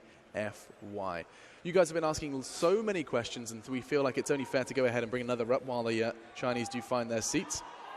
These, of course, for our entire panel. Have a quick look what social media has been saying as we do still see them returning. Looks like it's going to be a very sullen team talk, just saying, right, probably don't want to see Morphling again. Has the importance of early game support play ever been higher? No. No. This patch has been very, very important. I always highlight how much the position 4 can do in the early game. And it's very important that you get a good grasp on what your team needs, especially helping the offlane. The last game was a good example. They had a support, IO, which is always behind the Batrider, helping him in the lane, putting pressure where LGD Forever Young, the 4 role was really focused on getting his own fun, and you could see the big difference in what Yao did in the game and the Batrider played by Skylark. And it doesn't end there. Something you mentioned as an offlane player is these 5-position supports, their ability to zone offlane it seems they're better than ever at it. It's getting harder and harder to play that offlane role. It's why we've seen teams just ditch their offlane. 5-position supports, their contributions to the early game has also never really been more important. Sacking Look at Ogre. Sacking offlaners, I'm not a fan of that now. Yeah. you really want to help him out, be it by doing stacks for him or having some way of helping him get into the game. Yep. Like Yao had a really difficult game. I mean, think how many teams have that playmaking offlaner, and you kind of think you've got to take advantage of that. If you've got a player in the offlane who can make things work for you and create space for the mid and the carry, why aren't you supporting that? Support being the operative word. I mean, so many fantastic plays from the supports. It feels like, more often than not, when we're doing our head-to-heads or our MVPs, it is actually heading to the support column, giving those players their time in the limelight. Well, you're a support fan, yeah? You like to talk about the supports as well. I don't know. I feel like it's so easy to get blinded by the man swinging and filling up the kills towards the numbers, end. Yeah, it's easy to get blinded by the numbers, but there's so much more going on. And when Purge does his segments, when you hear Winter talking, it does shed light upon that. I didn't mean to steal any of Purge's thunder, by the way. It's just, I mean, I didn't think I could possibly spot anything that he wouldn't be able to say, that's completely wrong, and here's why, and have like a diagram of what an idiot I am. So, it won't happen again, Kev. I mean, don't worry about that. It. You had a few good suggestions about the draft the other day. So. Oh, thanks, Winter. You're the best. Thanks. That's awesome. Okay, one more question. Let's see if this one is directed towards any of our panelists. We can have a quick look. Oh, what do you believe it? It is coming in from, I'm not going to try and pronounce that. That's going to be X. Nope. What do casters, analysts say to kids wanting to get into esports? Wanting to get into esports, I mean, I guess in terms of broadcasting it, playing it. That is the vaguest question. I guess let's take it from a playing perspective. From playing? Yeah, because that's quite an interesting one. Having seen the Misery film earlier today, I was talking to Parker, actually. And if you look at Misery, look at all those pictures of him going back years. He's been a kid. I know this isn't a DC game, by the way, but it was topical anyway. He's been playing games forever. Sure. Like, it's not something he picked up when he was 20 and he thought, I'm going to make a go of this. He's been doing this forever. If I was, looking at my kids and they were doing that, and since the age of 11 or 12, they've been super into games, they've been trying to get in competitive gaming and stuff, I'd say this is clearly something they desperately want to do, and they're not going to lose that. No. If you were like 20, maybe it didn't work after a couple of years, you go, I'm done with this. Maybe you don't have that drive. He clearly does. So I think if you want to get into it, you should have been into it already. That's what I'd say. I mean, that does resonate with what we heard from Zhao 8 in his previous interview yesterday, where Slacks asked, "How do you continue? Why are you still playing? Why are you still at the top of your game?" And his answer was simply, "Well, that's what I do if I wasn't competing." That's his life. It's like, this is my life anyway. He retired and all he did was play Dota all the time. So it's like, why not play tournaments at that point? Exactly. He loves it. It's a lifestyle. It's a lifestyle that they find themselves in with or without the competition. Whoa, interesting picks. Hello. Wait a second. Bounty has been brought in by LFY. Block pick. Not necessarily. Actually, when I thought I made a mistake in the most picked and banned, but it is, if I'm not mistaken, the most picked / banned for lgd.fy. Really? Next to Bat Rider and OD, Bounty Hunter is present. A battle for the bounty between these two teams. Now, Bat is still there. In the, he hasn't been banned. They could pick Bat as well. FY. Darkseer. That's Magi and Seer. Yeah, that tells a lot. With the Ogre, they're gonna be trying to exert a lot of pressure once again on the offlane, and Ogre plus the Darkseer and There's the Bat. See. So both teams have a pretty good offlane, a dual offlane, but right now it's all gonna be about the Ogre versus the Bounty. Who gets more 63%. done? Who gets more done in the early game? And as the Bounty, you do not want to run into the blue fat. You're gonna get killed. You wanna avoid the blue fat. It's interesting that it's banned so much against them, because it's not like a hero they play all that much. Like, from watching the games to qualify, they've only played it a small handful number of times. So more like perhaps a respect ban directed at Zhao, because in the past it's sometimes been a favorite for him and his teams. Even when he was an offlaner, he would often pick up the bounty hunter.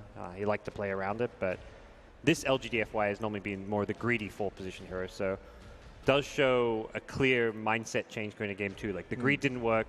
Let's pick up something with more early game. Yeah, let's help Yao out, in the lane. You don't want to ditch him once again. You want to give the offlaner a good start, allows him to take control of the tempo of the game, allows your team to be in a much better position. Silencer ban.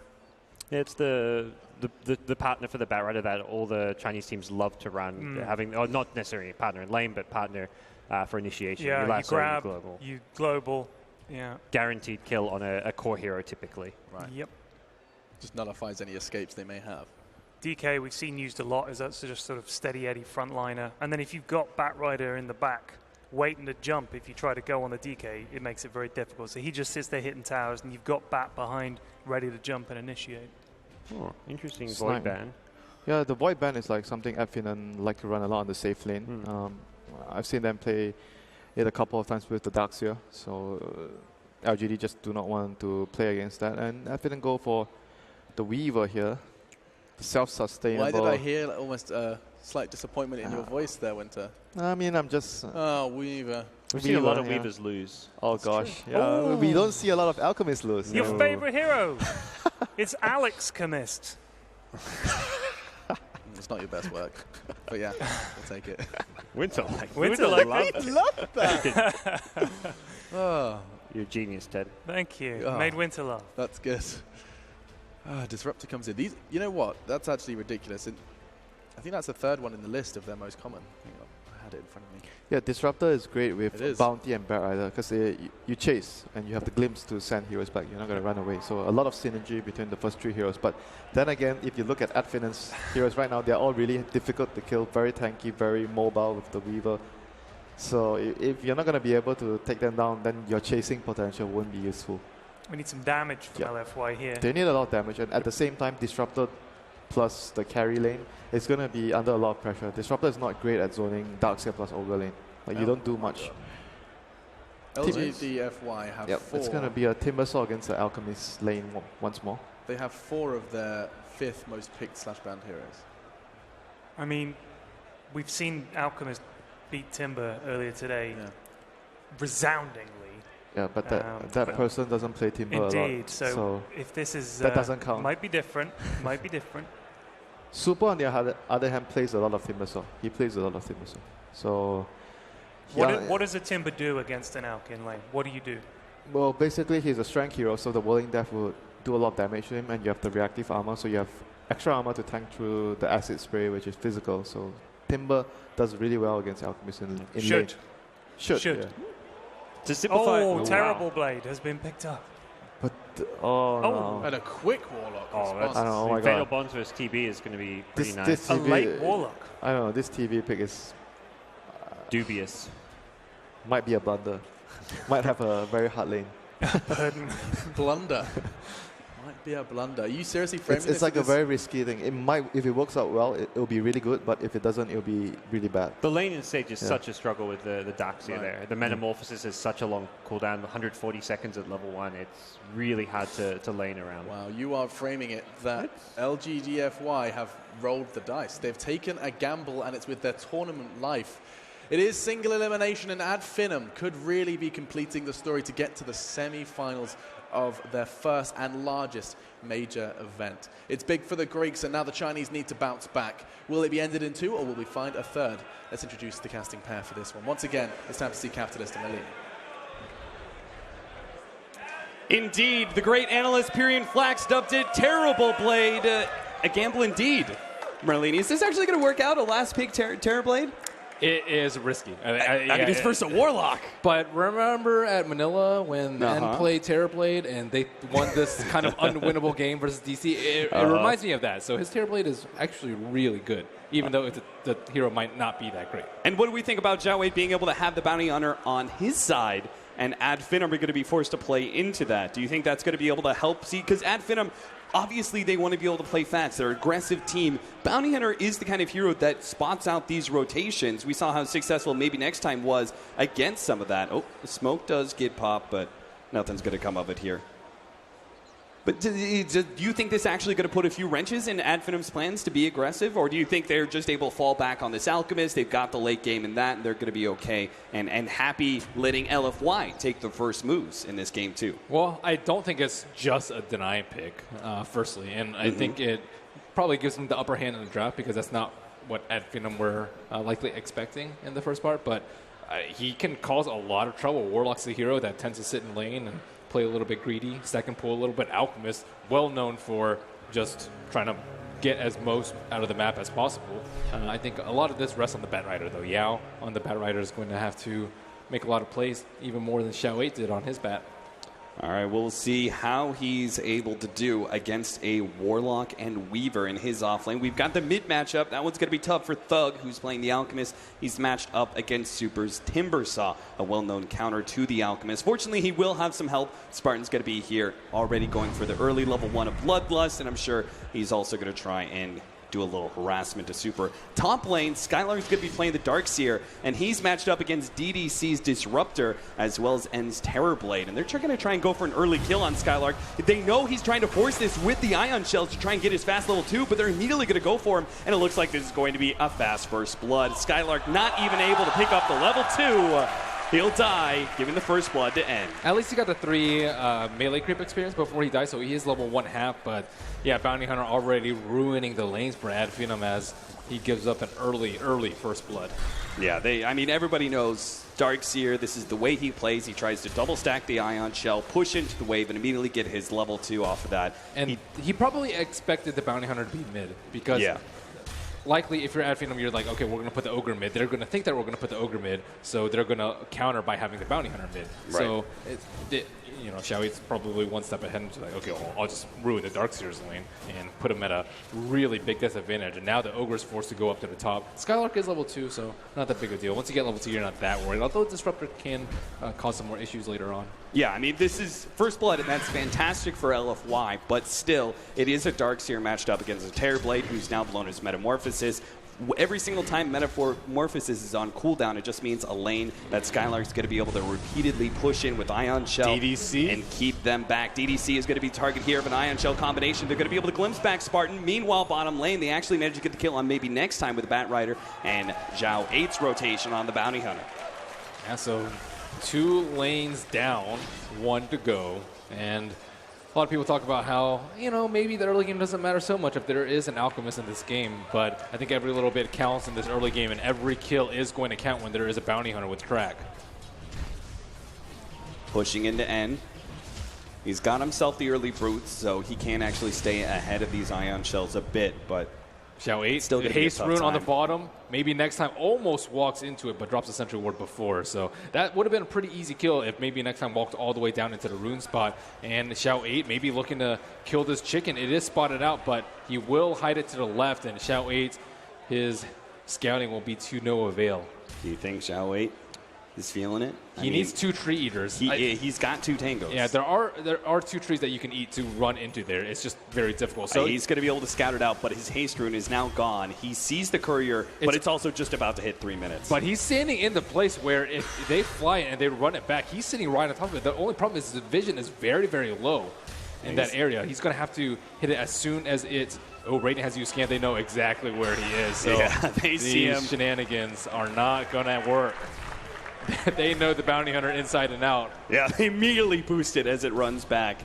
That being said, Thug is not able to do any bottle crowing, and he's going to be having a hard time controlling these runes, as Zhao 8, for the most part, is going to be 1 step ahead of him. But he's suiciding, so this will give a big insight into where he's going to be positioned. So maybe the 4-minute rune, Thug can kind of reset off of that, but he's going to need some help. I'm not sure what their plan is in that regards. Bottom lane, Madara is beginning to go onto Yao here, pushing him back behind the tier 1 tower. Those bugs are just so powerful in the early levels. Spartan in the top gets caught out by Kinetic Field. They're going to be able to run him down pretty easily. The Kinetic Field allows the setup for 1. Skylark may be the other victim here as they slow him down, but Skylark is just tanky enough. The Reflection not able to slow for long enough.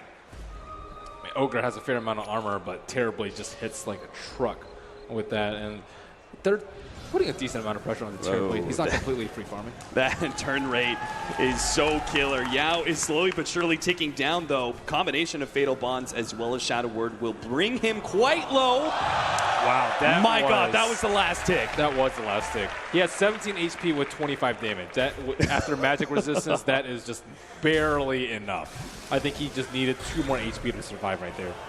Oh, Zhao 8, he's searching for it, but the slow bottle is staying 1 step ahead of him. They're going to try and run down Thug inside of that tier 1 tower area. Thug knows the tower is not much of a reprieve. He tries to run just straight forward. It's not going to work out for him. The early Chakram is what separates a life and death for the Alchemist. He ends up falling to Super's Timbersaw.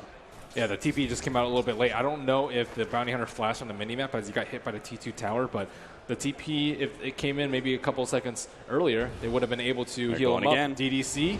Maybe next time, going to be pulled back straight into the kinetic field. Oh, super whiffs that Chakram, and he didn't have much mana to work with anyway. And does reveal Xiao Aiden does not want to concede to death at this moment. Let's see if he's going to be able to bottle up anyone. Maybe next time gets a couple of hits. Thug gave it away. 6-minute rune is coming up too. This other ward placed by Xiao Wei behind the T2, not only will it scout out that courier, but it'll scout out that large stack, and if anything is happening over there. And right now, he knows that it's just a 1 stack, or 0, whatever you want to call it. And Timbersaw is a great hero for contesting those kind of stacks too, right? Because he can, Batrider. Yeah, he can go behind the towers just because he's so tanky that even if they rotate heroes from Ad Finem, he may still be able to survive. And you're right, Batrider, another hero who may end up going down here. Monter's going to try and chase him down with the Shikuchi. He's got him. They're going to be able to get the last couple of hits thanks to the Geminate attack. Ad Finem strike back. But LFY not giving any space whatsoever. Now they're going to go on to Skylark. He tries to run himself away. The kinetic field doesn't quite latch, but the glimpse will pull him back to his death as he tries to go for the TP out, but the damage is too much. And his big Terror Blade, now maxed out Metamorphosis, finds yet another kill. They're making this lane seem easy for the Terror Blade, but looking at Dr. CS, he died twice, but he has 39 CS, the most on the Radiant side, and not many of that were from neutrals, if at all. And Thug does have himself bottled a bounty rune, so his early game deaths not going to be as costly. Easy recovery. Level 6 is finally here for Thug, and he's trying to do some neutraling, but we talked about how Super will be able to contest this. He comes right in, will steal some of these bigger creeps. And it doesn't look like Ad Finem are really going to be able to put a stop to this. Spartan's here, but the rest of their dual lane and bottom lane has not made a rotation. In fact, Spartan's going to be kind of caught, slowed down by the Chakram, and Super gives him the whirling death. This is what you want to do versus an Alchemist. Many people ask what's the counter. It's stop his farm early. Prevent him from that 12-minute Armlet Radiance timing. And right now, 7 minutes in, not even that close to getting the Armlet, and no stacks really to look at. Yao is actually taking out the rest of that bottom camp. And how many neutrals is Thug going to have to work with? They really do need to bring some extra heroes, but how can they? They've got an off-lane Darkseer, one of the slower off-laners out there, and this safe lane Weaver, which will be ready to go and fight sometime soon, but for now, he's still trying to just farm up and keep Yao back as the Batrider. We talked about how important his farm is to the game. They're trying to slow down that blink as much as possible. And I think to recover the Alchemist's farm, they need to be able to secure these bounty runes. 8 minutes is coming up, and all it takes is 1 or 2 more bounty runes to propel him to the leader of the net worth chart. But he's still behind.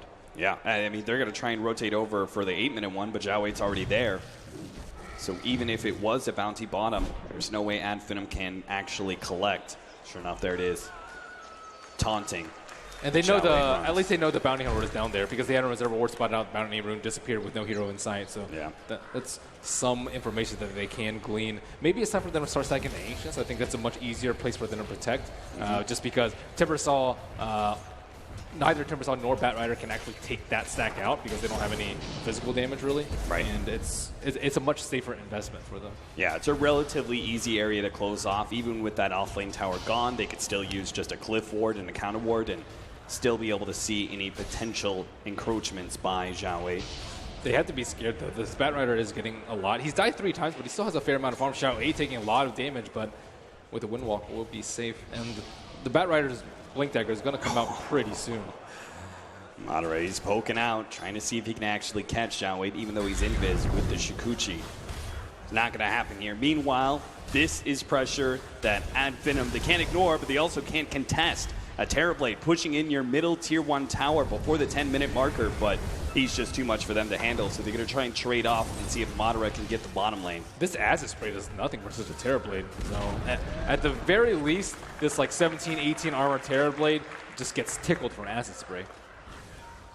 Yeah, I was trying to set up wrapping around behind anybody who gets a little bit too close to this tier 1, but it seems a pretty obvious situation that is a fail for Ad Finem. They just really cannot contest. The tier 1 tower will go down, and Ad Finem are just going to be forced to clean up whatever scraps they're given by LFY. Yeah, what scraps are there? There's not really that much for them to take out anymore. Skylark's also looking to farm up his mech, and there are just not enough creeps in the jungle. Yeah, they get whatever is pushed into mid lane. The top lane is pushing out, but the thing is the Darkseer can't really go up there to farm that lane just because the Disruptor, thanks to a combination of an aggressive ward in lane as well as a high-level glimpse, can easily catch the Darkseer if he goes up there. And attempt to catch Madara doesn't quite get him. They're going to try and turn actually here. Madara pushes him back, making sure that he is not a victim. And they have the level 6 on the Warlock. Maybe next time doing neutrals right now, this could be pretty big for them if they want to protect the Alchemist. Just drop the rock with some level 2 Fatal Bonds. There's no T1 tower in the mid, though. That's one that you definitely do not want to lose as an Alchemist. I would say that's way worse than the bottom T1 tower. Oh, absolutely. But that's why they picked the Terrorblade, to push down those T1s very early so that Bounty Hunter, Timbersaw, and Batrider can have their free reign. So what do you think, Merlini? The end 30 seconds till Metamorphosis is up. Does LFY just make a rotation bottom lane and push down that tier 1 with the next round? That one is actually not that important, just because they can already enter the Radiant jungle. Madara in some serious trouble. Is going to time lapse. Got to be pulled back into the glimpse. The counter ward is there. They're going to be able to get the lasso. Madara should go down. He's helping to be able to survive by the infused rain drop, but it's just not going to be enough. Not with 4 heroes there. Tracked up and will be brought down. A big track kill and a big kill either way for LFY, as the one hero that was really farming on Ad Finem is brought low. Yeah, I think they're already doing enough damage to their economic system to make Ad Finem very, very worried about how the next 10 minutes are going to go. Like Alchemist, he's like, he's kind of getting there with his Radiance, but the Weaver has died. They're getting a lot of track gold. He's not going to be able to find space to farm his Lincoln Spear. He still needs 3,000 gold and then some to get his Lincolns. And meanwhile, as you mentioned, the meta is up. They push down another T1 with the free kills. And if they want to fight, they have to fight against the odds of track. But they do need to use Geralt often. They are actually going to try and stop this push. Madara comes in. They're going to drop the rock. They're going to catch some of these heroes, pull them back into the vacuum. Super's going to be caught, but he managed to get away. A long latch onto the tree allows him to escape with the cover of Static Storm. Now multiple TPs. And Ad Finem just could not get there fast enough. Madara gets a couple more shots onto Super's backside, but doesn't result in much of that reactive armor going strong. Xiao 8 waiting at the rune. He just steals it right under Spartan and wastes the dust from Spartan. And that was a 4-man Static Storm by DDC to ensure their escape. And now they're not really getting anything. They're giving up kills, they're giving up track kills. They can't protect the neutrals, nor can they protect their towers. And that was a rock wasted. Yeah, that certainly was. It just seemed a bit perplexing. Ad Finem, they wanted to be able to fight. They wanted to slow down these LFY pushes, but they just got there a bit too late to really set up. They're even going to lose the golem. 100 gold going to LFY. They just need to go back to the original plan. They picked the Alchemist, and they need to make sure that the Alchemist is thriving. And I'm very surprised to see no Ancient stacked up from Ad Finem. They don't really have to fight. I think they will win the economic game as long as they don't waste their resources, like all of these heroes TPing bottom lane in a fruitless defense of the tower. Wait until he gets level 2 Chemical Rage. Thug now pops his ultimate, try and get some regen into the mana. He's been slowing down a bit on farm, but he might part to that. And even more so now that Yao already headed back to base. 2240 gold. It is time for the reign of Batrider. Especially for the Radiance, too. Yeah, this could be pretty poor for them. Like, even if they do get the Radiance, I think it's going to be pretty tough, just because with the Terrorblade, they're actually really strong in the team fights. I don't even think Rock's that big of a deal for them.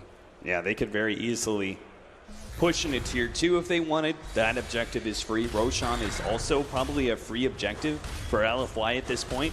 They could even try and go high ground just to see if they can force Ad Finem back inside their base from time to time. The rotation's coming across. That tier 2 is not going to be the only target by LFY. They manage to catch the Alchemist, pull him into the Static Storm, and here comes Timbersaw to deliver the finishing blow. 2-8 now. LFY a dominant position by 14 minutes. You want it fast, LFY. They've got their foot in the pedal here. They're even looking for an extra hero. They're going to lay down a ward inside. Now it's going to be immediately counter-warded. Maybe next time, maybe not immediately. Gets sent back a little bit, but they're going for the high ground push. They have the Lance already on end, and still a healthy duration left on the Metamorphosis, but Glyph has been used, and that looks like be LFY's sign to back off immediately. But now so much of the map is open to them as Alchemist cannot really push out lanes. He doesn't have the BOTs. He doesn't even have his Radiance. And the neutrals are probably the more efficient way for Alchemist to be able to farm, stacking those up, benefiting off of Greevil's greed. But so many of these neutrals are going to be contested by LFY's clear control of the map. Aggressive wards all around, very little tier 2s to work off of. And perhaps an impending Roshan. Finem are going to try and escalate things a bit. They're going to try and match LFY somehow here with the 4-man smoke behind the Alchemist. They don't even have the Radiance yet, but they're feeling so down and out. They want to try and make something happen themselves. That scan hits on Skylark. They know that they're all to the northwest of that T1 tower. But LFY, they don't really have a reason to make a move. There's no lasso up. There's no meta up. No reason to take a fight right now. Even though they do have the track, they're not going to jump the gun. And another smoke just as Lasso comes off cooldown. Yao joins the rest of his team as he blinks over towards the Dire jungle. And they know exactly who their target is. They're going to look for the Alchemist somewhere inside the neutrals. They're going to sweep through mid, sweep through the... Yeah, they've got that tower, that ward behind the tier 2. There's the Radiance finally, but 16 minutes in, Armlet Radiance, not the best timing. And it's about to get a whole lot worse if LFY actually get an initiation here. They see the Ogre, and it looks like they're just going to take that one kill. They hope for the Alchemist, not going to happen. Grok is going to be dropped here, so the Ogre is down, but that's not a hero they care too much about. With that vacuum and one big swing from the Golem, they managed to bring down 2. They may find a third. They're pushing out, looking for heroes, but LFY are ready to respond. The Timbersaw is already back up thanks to the high charges of Bloodstone that he got. So he's already in the mid lane, ready to continue this push alongside the rest of his allies. And now, and has committed his meta to try and push this down, as you mentioned, Super. He's right back up. He's in there. Yeah, he pushes straight into Madara. Does get a small pittance of damage there. There's no place for an Alchemist to farm. Like, he wants to be able to defend right here, but he also just wants to farm with his BOTs, Manta immediately after. And LFY are just giving him no space at all, no time.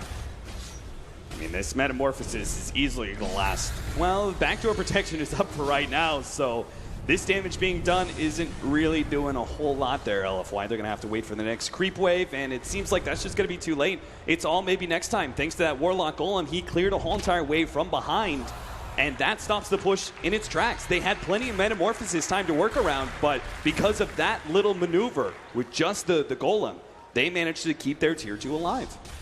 And now they'll see the Terribly TP talk that gives the green light for Alchemist to finally farm out in more risky areas. The Disruptor and Batrider are still here in aggressive position. They know their combination of nukes, especially if the Timbersaw is here, they can bring anybody down, even the Alchemist.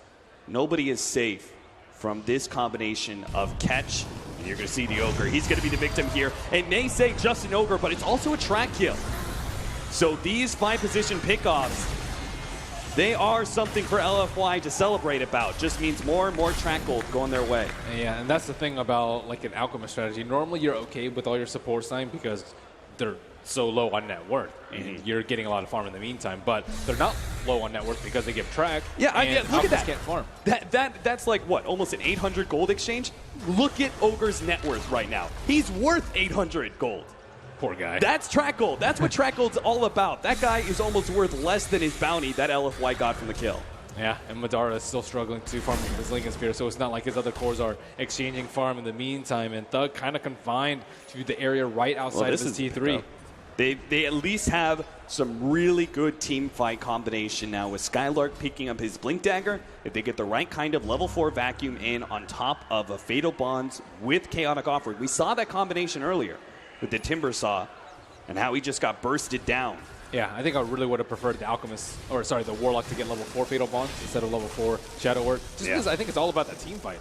And maybe even just like 2 levels of Shadow Word and 1 upheaval by now. Yeah, I'm with you on that one. It feels like the upheaval is kind of necessary at this point. He did almost get a couple of kills because of Shadow Word, so I can see why he did it. Like, he almost killed the Bounty Hunter in the mid lane if he had higher levels of Shadow Word. I think in some ways they know this rotation is coming, and that's why they're smoked up. They're trying to reach Madara, but can they actually save him in time? Madara's going to be caught. He's going to be held up by the lasso. Here comes the vacuum and the Golem drop, and they're going to be able to save him. Turn things around and get 3 big kills. LFY get dropped by the rock. Ad Finem go for the push now, the tier 2, and look to claim much more of a net worth swing than LFY could have possibly dreamed of. And DDC was holding on to his Static Storm. He wasn't confident whether or not they were going to kill that Weaver. And if he had dropped it, they would have at least gotten a Weaver kill. But if not potentially stopped the Darkseer when he blinked in. But that bit of greed from DDC cost them big time. And that good positioning by the Weaver, too. True. Because he was hiding out in the fog. He's like, okay, my team's coming up behind. He lured them into a position where, like, okay, we can do this. So Lasso comes out behind. He's, like, behind the tree, so he thinks he's safe. And he gets a Shikuchi out before all those spells come out. DDC still holding in Static Storm. Doesn't drop it, but they're like, oh, crap, we're right about to lose this fight. And look at that beautiful combination. He was just about to drop it, but it was a bit too late. The Weaver, he manages to get out, and 3 big kills go to Ad Finem. 7-10 now, 20 minutes in. A 2,000 gold lead still being held by LFY.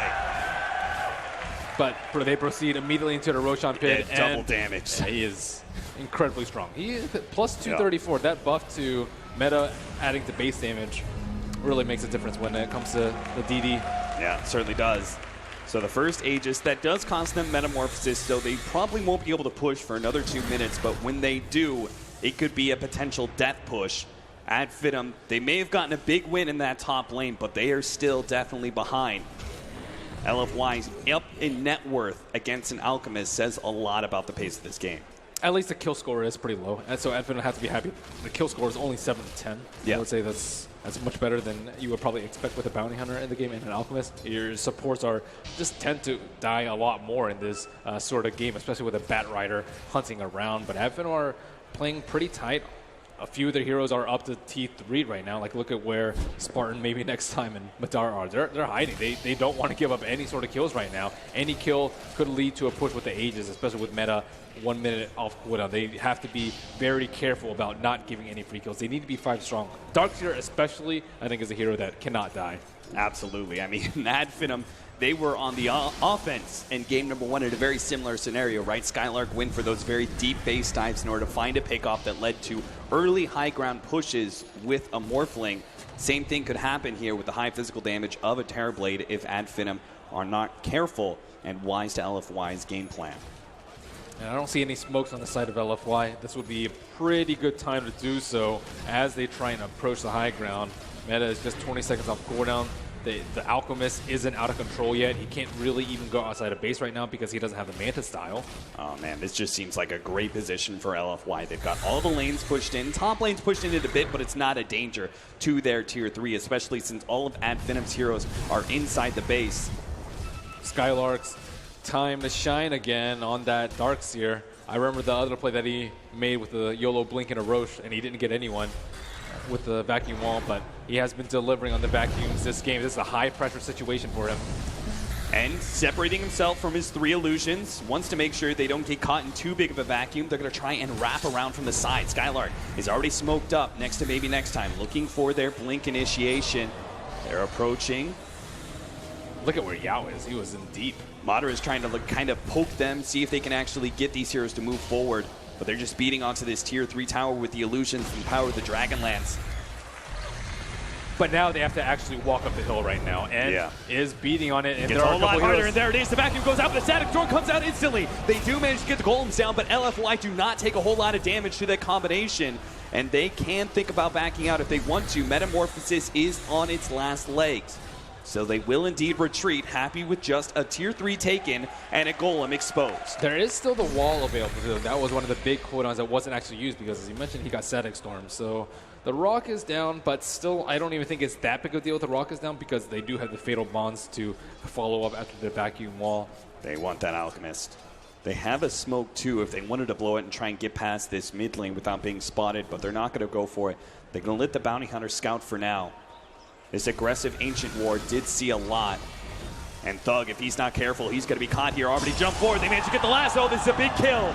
They should be able to bring him down quite easily. Chakram's going to be able to come through. The Whirling Death cutting him down to size. And Thug has no real escape. Gone for a minute just as he was about to close in on that Manta style. And Xiaowei knew exactly where he wanted to go. If he wasn't that close to the Manta style, I'm pretty sure he would have just left that Seder cape at half and then went up there, but because he was at 2,600 gold, he knew he was that close. He does have buyback available to them, but it's a tough position right here. I think he has to buy back, or else we're just going to lose 1, maybe 2 sets of racks. Yeah, and he's already doing a lot of damage even without Metamorphosis. They actually throw out the wall here. And drops a bit low, but again, he still has that Aegis to work around with. LFY, if they're feeling it, they could still go for a bit of a push here, but they decide against it. 1 more minute left on clock for the Aegis, but with the wall there kind of impeding their progress into that melee racks, they should be more than happy with a buyback on an Alchemist. Again, slowing down that Manta. Madara? Where is he going? I'm not sure. There is a DD available. Is he going to go for a chicken snipe that observer ward? He's actually going to get it. He's actually going to run into that curry. Oh, that was the Scotty, though. That could have been big. That would have delayed up the Scotty, and LFY may not have felt comfortable without that big-ticket item to push high ground, but now they certainly will. They've got the Metamorphosis. They already have the push into the melee racks.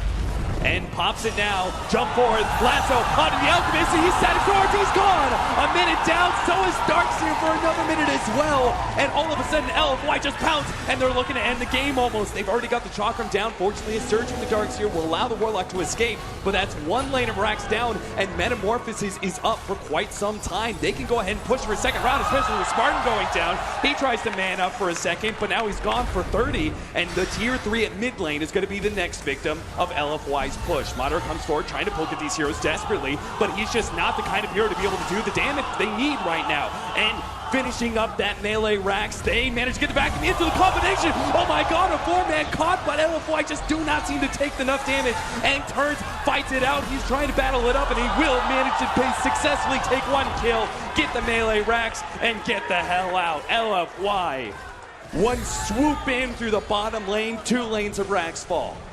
Alchemist is just way too far behind at this point, and that was kind of a dieback. I'm not really sure what the timeline is for, people buying back and dying again to be considered a buyback, but he has died a lot this game. 4 times to be exact, 26, 27 minutes. This is usually where you get your 5th, maybe 6th item for Alchemist, and right now he's still struggling to pick up that Manta style, and without the Manta style, they can't push out lanes at all. Bounty Hunter will scout him out, call in the rest of his team, get a pick off. And look at that initiation. 4 heroes caught into the golems, but they don't have the Alchemist, and Madara's just not ready to go. He's only got a Linken's on this Weaver. He can't possibly put out the single target damage that they really need to be able to burst down, like N, for example. They have no real magic damage to deal with his high amount of armor. His armor is just out of control, though. 25, Acid Spray and Swarm and the Blightstone, it still doesn't really do anything, because other than that, what other damage do you have? If you have Fatal Bonds, you need magic damage to follow it up. If you want to kill the definition of YOLO. Their 5-man smoke out, immediately goes straight for Super, already bringing him quite low, but the Yule Scepter goes down. He still has a Bloodstone as well. The Static Storm, they manage to catch Thug, pull him straight into it with the Chakram over the top. They're going to be able to eliminate him once again. This wall is ineffective as Madara is trying to get out, but he only has the time lapse. He's going to be pulled back potentially. Yes, he is. Pulled straight back into the claws of LFYs. They latch into him. Bring down another core of Ad Finem. He'll buy back, but the Alchemist cannot. And buyback protection be damned. LFY have more than enough physical damage and time to be able to eat through this top lane of racks and push into Ad Finem while the Alchemist is still down. End's Terrorblade is very, very scary, especially when there's this sort of shot calling is going around too. All the T1s fell very systematically, and this will be the last hope for Ad Finem. That aggressive play, double Chakram coming out from Super. Madara again just has no clear to be able to deal with these illusions. The Alchemist still down for another 5 seconds. They now lack a glyph. Trying to hold on for any temporary means, but LFY keep themselves rather spread. They know the only option for Ad Finem at this point is some sort of blink vacuum play. LFY will retreat now. They know what a commanding position they're in, and they do not want to let this gigantic lead that they have be wrestled out of their control. 25,000 net worth lead against an Alchemist, 10K experience. I think it's just time to you have to play super riskily as Ad Finem. Just push out lanes, hoping the Bounty Hunter isn't on you, and just kind of go for it. I think sitting inside your base against Terrorblade with BKB, who's eventually just going to run up your hill and pummel everyone, it is just not going to work out for them. Right now they're not really taking any risks, but maybe already devising plans for next game, and it doesn't seem like they do as well with these farming-based strategies. A second Roshan is going to be LFY's choice while they wait for this Metamorphosis to come back up. 20 seconds until it's there. He's also going to have the upgraded Hurricane Pike, which is going to make it that much harder for heroes like the Alchemist to be able to close that distance against an army of Scotty Illusions. And right now they're just sitting up their base. It's so hard. Like last night, they got a 4-man vacuum, and they still weren't able to really kill anyone in that fight.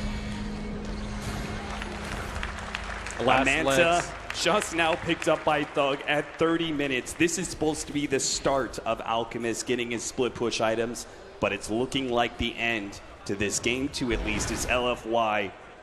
We described it as a death push or the bottom lane earlier. I'm not sure what the upgraded form of that, but it's LFY's top lane push that will finish this game. Unless some sort of miracle happens for Finem. 5-man? Vacuum wall? 5-man vacuum wall into a golem, into an unstable concoction. That's the play. A full...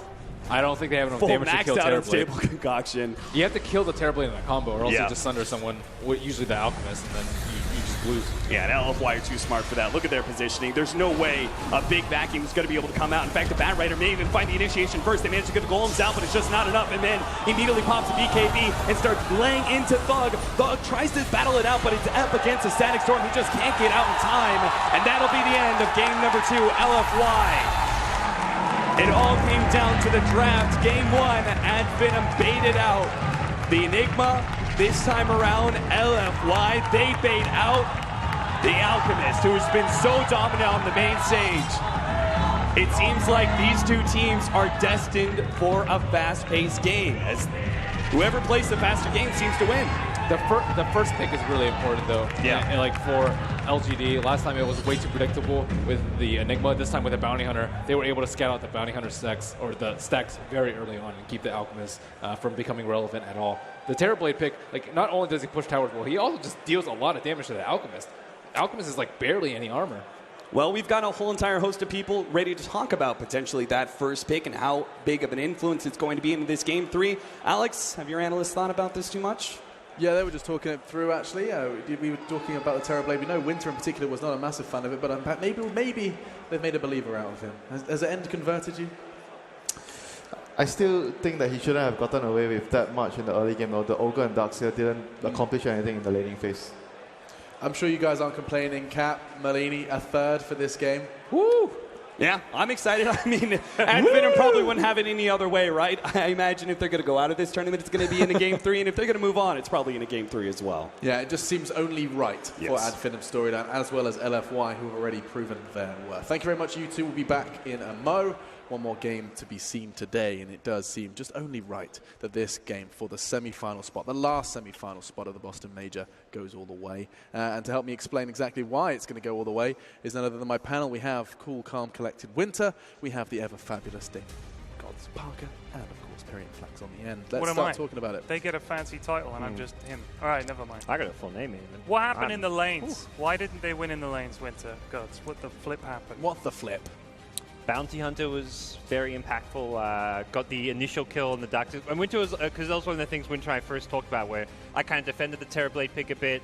I'm like, look, all they have to do is make sure Bounty Hunter secures the safe lane first. Something that traditionally Bounty Hunter's known for being more of a roaming hero, you harass mid, but what teams have started to do more is when it looks like your safe lane may struggle because your opponents are going to contest it, Bounty Hunter starts up there. So they got a first blood on the Darkseer right away from the get-go, then he roams bottom, he gets a kill there. So the fact that Bounty could be involved in 2 kills in the laning stage made a big difference. Yeah, I brought up this point during the end of the draft. I said it's going to be very crucial, the Ogre versus Bounty battle, whoever gets more work done, and obviously Bounty clearly victorious in this game. Ogre didn't get much done in the laning phase, and Bounty got so much done. There were glimmers of hope, weren't there, Ted? There were a couple of team fights that looked good. 4 degrees, that one up the top lane looked great. It looked like something good would happen for it. I know I slagged off Terrorblade, I called him Terrible Blade, but like, you know, I didn't think he was going to have a good time in lane, and all of a sudden he emerges and it's the usual story. There's a billion of them, and they're all huge, and they just blow up your buildings. It's bullshit. They do just melt that rags, don't they? I mean, that hero is really good in the mid to late game when you have a lot of items, and in the early game you can take towers. But in a lot of games where I see the hero, he struggles a lot in the laning phase, and you know, right now this patch, every team puts a lot of pressure in the lane.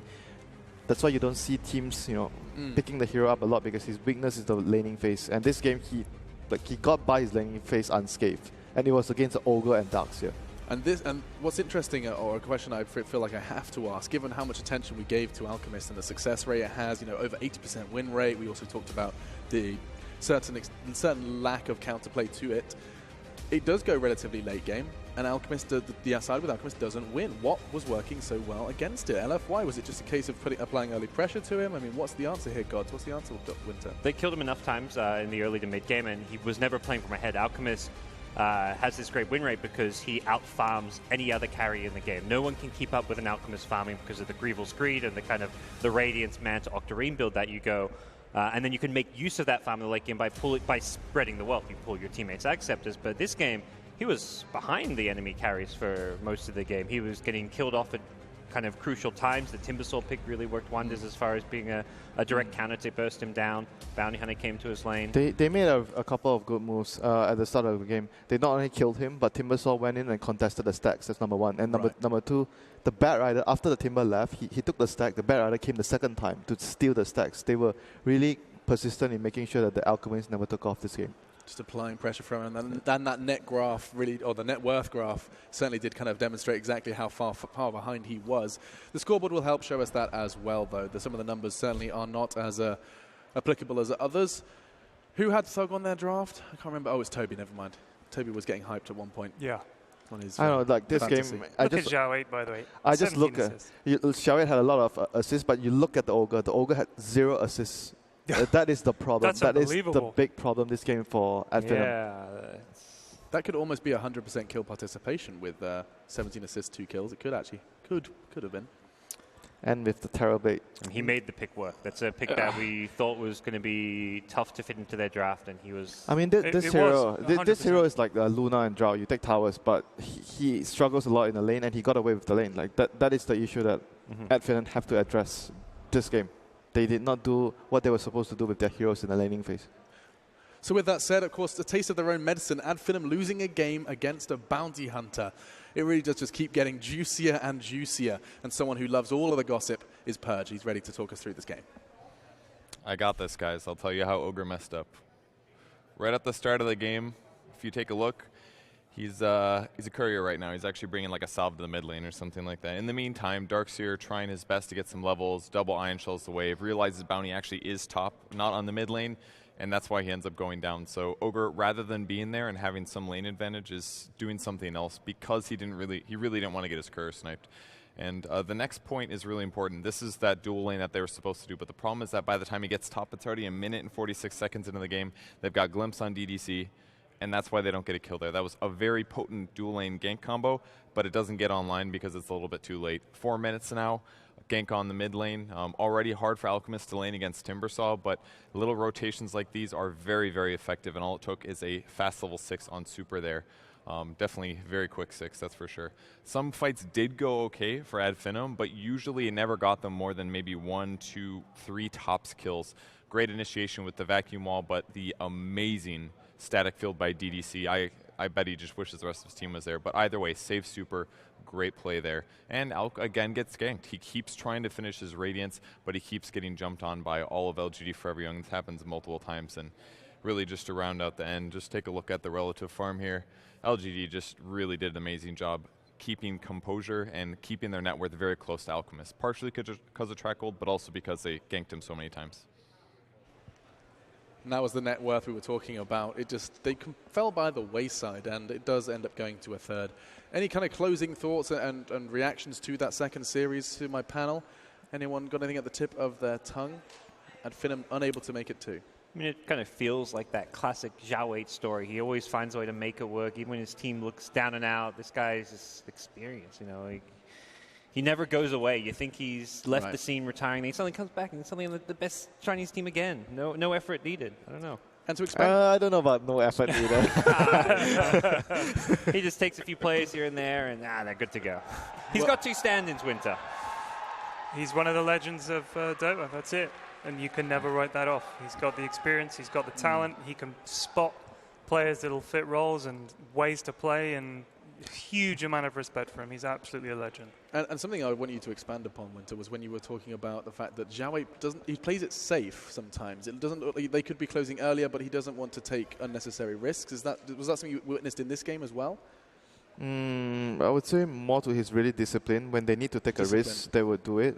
Maybe some teams would go for that extra +1 kill. Like in certain scenarios, he would pull his team back to just secure the objectives, and maybe missing out on a kill. But he's thinking on the level where if I go for that kill, they buy back and we lose heroes. You know, he's thinking a lot about that. Thinking about the long game. Well, the teams are on stage, which does mean we're getting ever closer to that 3rd game. And as is tradition, before we do start talking draft, we start talking social media questions. Yay. Let's see what they've got for us. Let's bring them up. See what they've got. It's going to be the Dude 13. He says, could Finem have won if Alch went with the battle build? That's Milner, Armlet, and Abyssal. Winter, I definitely I don't think his build was the issue. It was more of, I mean, I don't want to blame the Ogre, but the Ogre didn't do anything in the laning phase. Like he had to secure the farm, the space for the Alchemist to farm. He was supposed to be that distraction, for the Alchemist. What's weird is not so much weird because Span normally does play the Ogre, but they have MNT on the Warlock, which is the static in the lane kind of hero. Yeah, that's true. I almost feel like they should have swapped their heroes, and that game would have been a whole lot more comfortable and natural for them. That's a good point. That is a good point. I also think what's interesting is the bounty wasn't played against them the way they would play the bounty. No, dude, remember the interview? They had an interview with MNT, and he said he hates playing Ogre. That's right. He says it's the most boring. He hates playing Ogre and Undying. That's true. I forgot all about that. That's true. That was a great interview as well. If you haven't seen that, it is going to be available on YouTube. And Talk of the Devil, here they come. All smiles still. Yeah. That's the thing with this team. Like, it's impossible to hit this team's momentum. Like, they could have just lost 6 games in a row. They'll still come walking out into the next one smiling and feeling like they're going to win it. I think when you've missed out on tournaments, the idea that you should be, oh, we lost the game, guys. Like, they know what it's like to not even get there and be this close. So to them, they've got to savor every single moment they're here, and they're definitely doing that. Yeah. I mean, they're already, just to clarify where they're at already, they've surpassed Wings Gaming. They have surpassed MVP Phoenix. They have surpassed Newbie. All teams invited to this tournament. And they came through the EU regional qualifiers. It was not given to them. They had to work for it. And now, 1 game of Dota away from a semi-final. They're currently one of 5 teams left in the event. Yeah. There you go. You can look at it that way. But it's because they played last, Parker. I mean, come on. If they played first, you would have said they were one of 8. That's like the disclaimer text at the bottom. Yeah, I like that. There's a little asterisk. Forget about the asterisk. These guys made top 5. Congrats. Top 5. I see what you did there. I like that. And, of course, with that draft coming, the question does remain, what's gone through their head and what's happened in that huddle? Someone yet to be highlighted too much. They know what works, and I think they have to be careful that they get too confident. Don't get too confident. You know what works, and the problem you've got is you've got to try and figure out how to beat Xiaowei, which is not something that is easy to do, and you're certainly not going to befuddle them. You know, they're always going to have a plan. You just have to make sure that you have a good plan and that you stick to it. And I was going to say, I think they were expecting the bounty to play against them the way they played the bounty, but it was slightly different. Like people pointing out, it went to the top instead of where MNT normally runs it. So they've kind of got to be a bit more flexible, I think, in their expectations of what the enemy team's going to do. I really hope they've got some mega strat that they're going to pull out, but I think they might just try and go back to what worked. I mean, mega strat. So we have seen a couple of attempts at them, haven't we? You know, like the last ditch, the last Huzzah, pull that wild card out. The mega strat is going to be against the anti-strat of Xiao 8. Yeah. Xiao 8. I mean, it's all right. It's me. All right. You're on TV. Wave. Hello. Hey. This crowd has been wonderful. Yeah, it's been fantastic. Great to see them here. I hope they're all ready for tomorrow as well, as we enter the final day. But one last series to finish. I don't know about you guys, but the fact that LGD and Finem are getting equal cheers in the crowd is a big statement about how good the Wang Theatre has been to the Boston Major. We have one more question, though, before we do dive into that draft. It seems like the players are going to get themselves hydrated and prepared. It's going to be coming in from Nib. He says, so many Alchemist picks. Why are we not seeing any AA? Well, he's shit in lane, I would say, would be one of the things. I don't really like laning with him. It's kind of weak. I mean, No stuns. Yeah, you need a setup for his stun to really work. No stuns and no save. Normally, supports, you're thinking you want to have a stun or a save. You're picking him solely for the ultimate. His other 3 spells are all pretty And also, lackluster. you actually need quite a bit on AA. Like, you need to get levels, and Ags is really what makes it super good. Otherwise, it's just kind of like, I get it, but BKB cancels it. Dude, that says a lot. At Finem, ban out Bounty Hunter. That ban there just tells the story. And they're up against the bat. So the Wisp ban, Nyx, and Rubik quick picks. Ooh. I mean, immediately the Nyx against the bat. Yeah, that's nice. Let's see if they go for the silencer. I hope they don't. And the other question is with LFI, is it going to be the bat in Zhao hands or in Yao's hands? They can play it both as the 4 and the 3. If they feel like they can play it in the 4 because MNT's not on that aggressive roaming hero, that's likely going to be where they try and play it. That does give them Finem like this kind of sense of a paranoia. You don't know where that bat is going, which doesn't come from all teams. Yeah, that's true. Yao and Xiao. They call them the Blood Brothers, you know. Why is that? They've been together. Just together forever. Yeah, since forever, and they wanted to play together. Oh, there we go, the silencer. It's like no tail and fly. To deal with the Nyx, I know Ted doesn't like this. I hate that hero. You hate playing that hero, or you hate playing against the hero? I don't want anything to do with him. He shouldn't be in the game. What, does the global silence? It's just that whole thing is fucking stupid. It's like having a game where you can all have fun and then all of a sudden it's like, well, there's no more game for you. It's the worst thing in the game. It should not exist. How does it compare to Alchemist, though? Alk, I mean, geez, you can beat Alk. He doesn't just have to press one button. Oh, gosh. We have an Alchemist hater. We have a silencer hater. You guys Fuck just techies while we're at it. Techies is fun. Come on, Techies. Remove him from the game. Winter loves everything, right? We're on Winter. I bet there's heroes Winter hates. Yeah, Winter, come on. We're all hating something. A hero you hate playing as, against, you hate him for stuff. Say it like you mean it. Meepo. I hate playing Meepo and C-Pups. Whoa. Yeah. Not a fan. And yet your friends at Warriors Gaming are big fans of him. You want to win Dota, you know? I'm just trying to have fun in a pub, you know? You want to win. He's just playing for the bans. Got some new bans coming in, and it's going to be another respect ban almost. Morphling's going to be taken away. Still got the tag on that hat, just in case you could take it back after the event's over, eh? Yeah. Well, we've got you on camera now. You're going to send your photo to the secret shop. Do not refund this hat. Yeah. But this time the Ursa will be still open. Finem banned out the Ursa the first 2 games. And this game they chose to remove the bounty. So that's going to be available for LGD, and they're on the Dire side. They need to have one more ban too, though. They could target. They've already targeted one of ZOAF's heroes. So we'll take. I mean, Ursa or Lifestealer would be really good. Like both of those heroes are very good in the lane against Nyx, and obviously Lifestealer you already have the vehicle with the Bat Rider, so that would be a lot of synergy with those 2 picks. Plenty of good options here for LGD. Oh, that is the Oracle. It's Oracle. Yeah, it's Oracle. It's not Chen. It's not Omni Knight. It's Oracle. Of course. Of course it is. Looks a bit like Violet Beauregard from Willy Wonka. It does. You're turning violet, Violet. There's like 4 people that know that reference. Still, Nyx and Rubik for Finem, and Silencer and Batrider making Ted puke. Yeah, it happens. It happens. I mean, the Nyx Rubik is like, again, an opening that very similar to the Rubik Sanking. You don't know where is it going. Whereas for the Silencer Batrider, very clear. Team fight, very strong team fight. They jump in, they pop the global, they're going to decimate you from the map. That's their plan. And I mean, it's such a great storyline when you remind everyone that Spartan, captain of his team, is drafting against one of the most highly regarded. Gosh, look at the bans. Of lgd.fy. Those are really targeted bans. What heroes that they are good at. Or it's like you're going into an elimination match. At Finem team who want to stick, you expect them to stick to their guns, so you may as well ban out. Yeah, I don't mind playing against Alchemist. I'm not giving you a puck. Yeah, that's what he's basically. That's what he's saying. I mean, this right guy's been in so many Game 3 deciders, elimination matches. He kind of knows, like, he probably knows better than that Finem know, like, what they're going through and the kind of pressure they're dealing with. And that you're in that position, you're always going to pick to your strengths as a team and to your comfort zone rather than trying something totally new. If you think you can beat them, and Finem have shown that. And you want to take your opponents off their comfort zone. Yeah. That almost feels like a block pick with this Lifestealer. I mean, it's also good with their heroes because they have. There we go. Those are 2 heroes. 1 each. Oh boy. All right.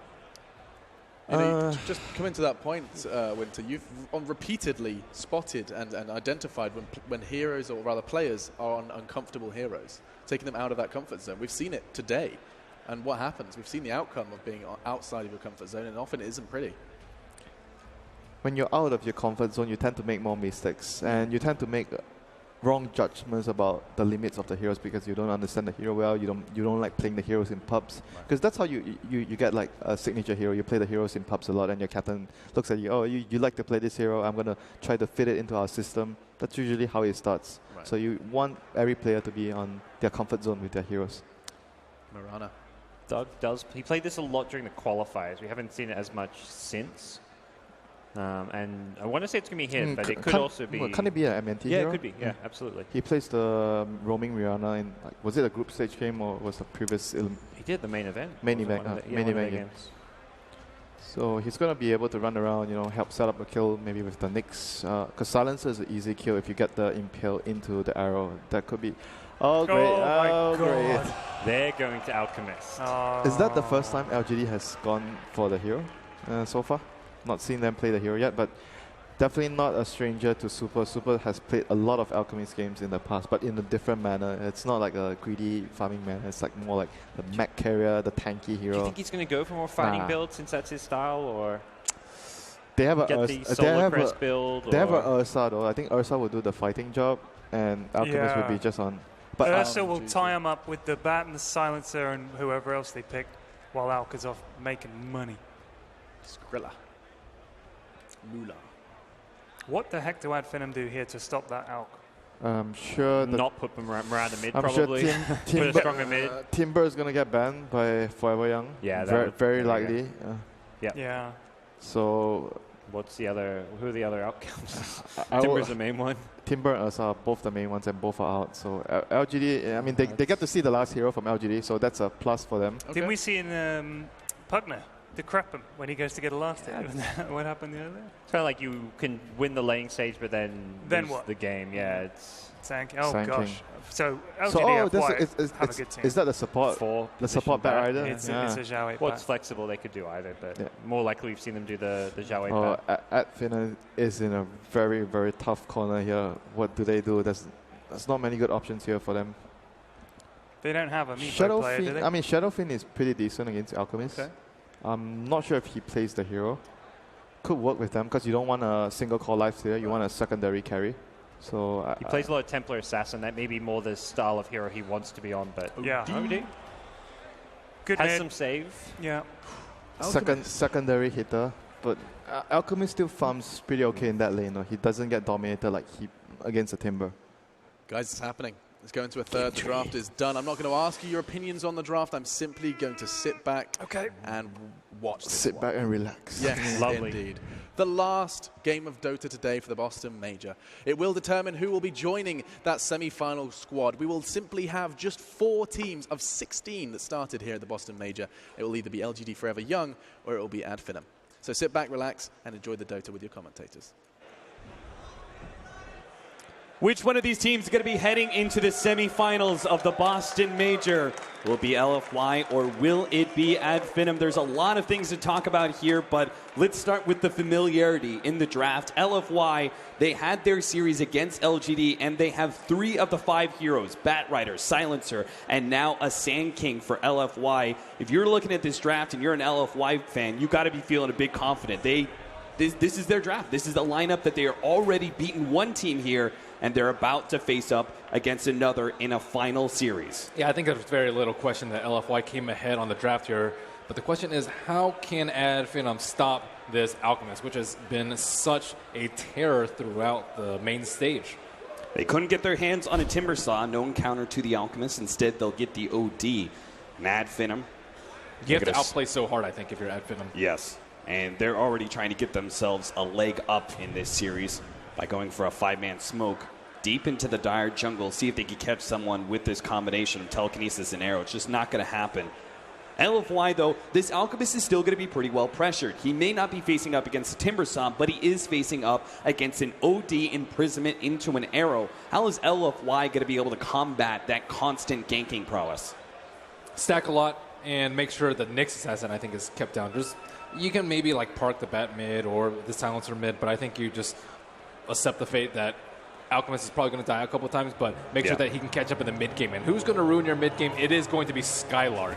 Oh, these stuns are so important. Can Skylark land the big impale leading into the arrow? They're going to be able to get the telekinesis onto the Alchemist, tossing him into the Batrider. The arrow's going to clean out Whiff, and they've already brought Spartan low enough. They're going to be able to get the first blood. Madara is now stunned up by a Burrow Strike and surrounded by 4 heroes. That's going to be a second one down. LFY.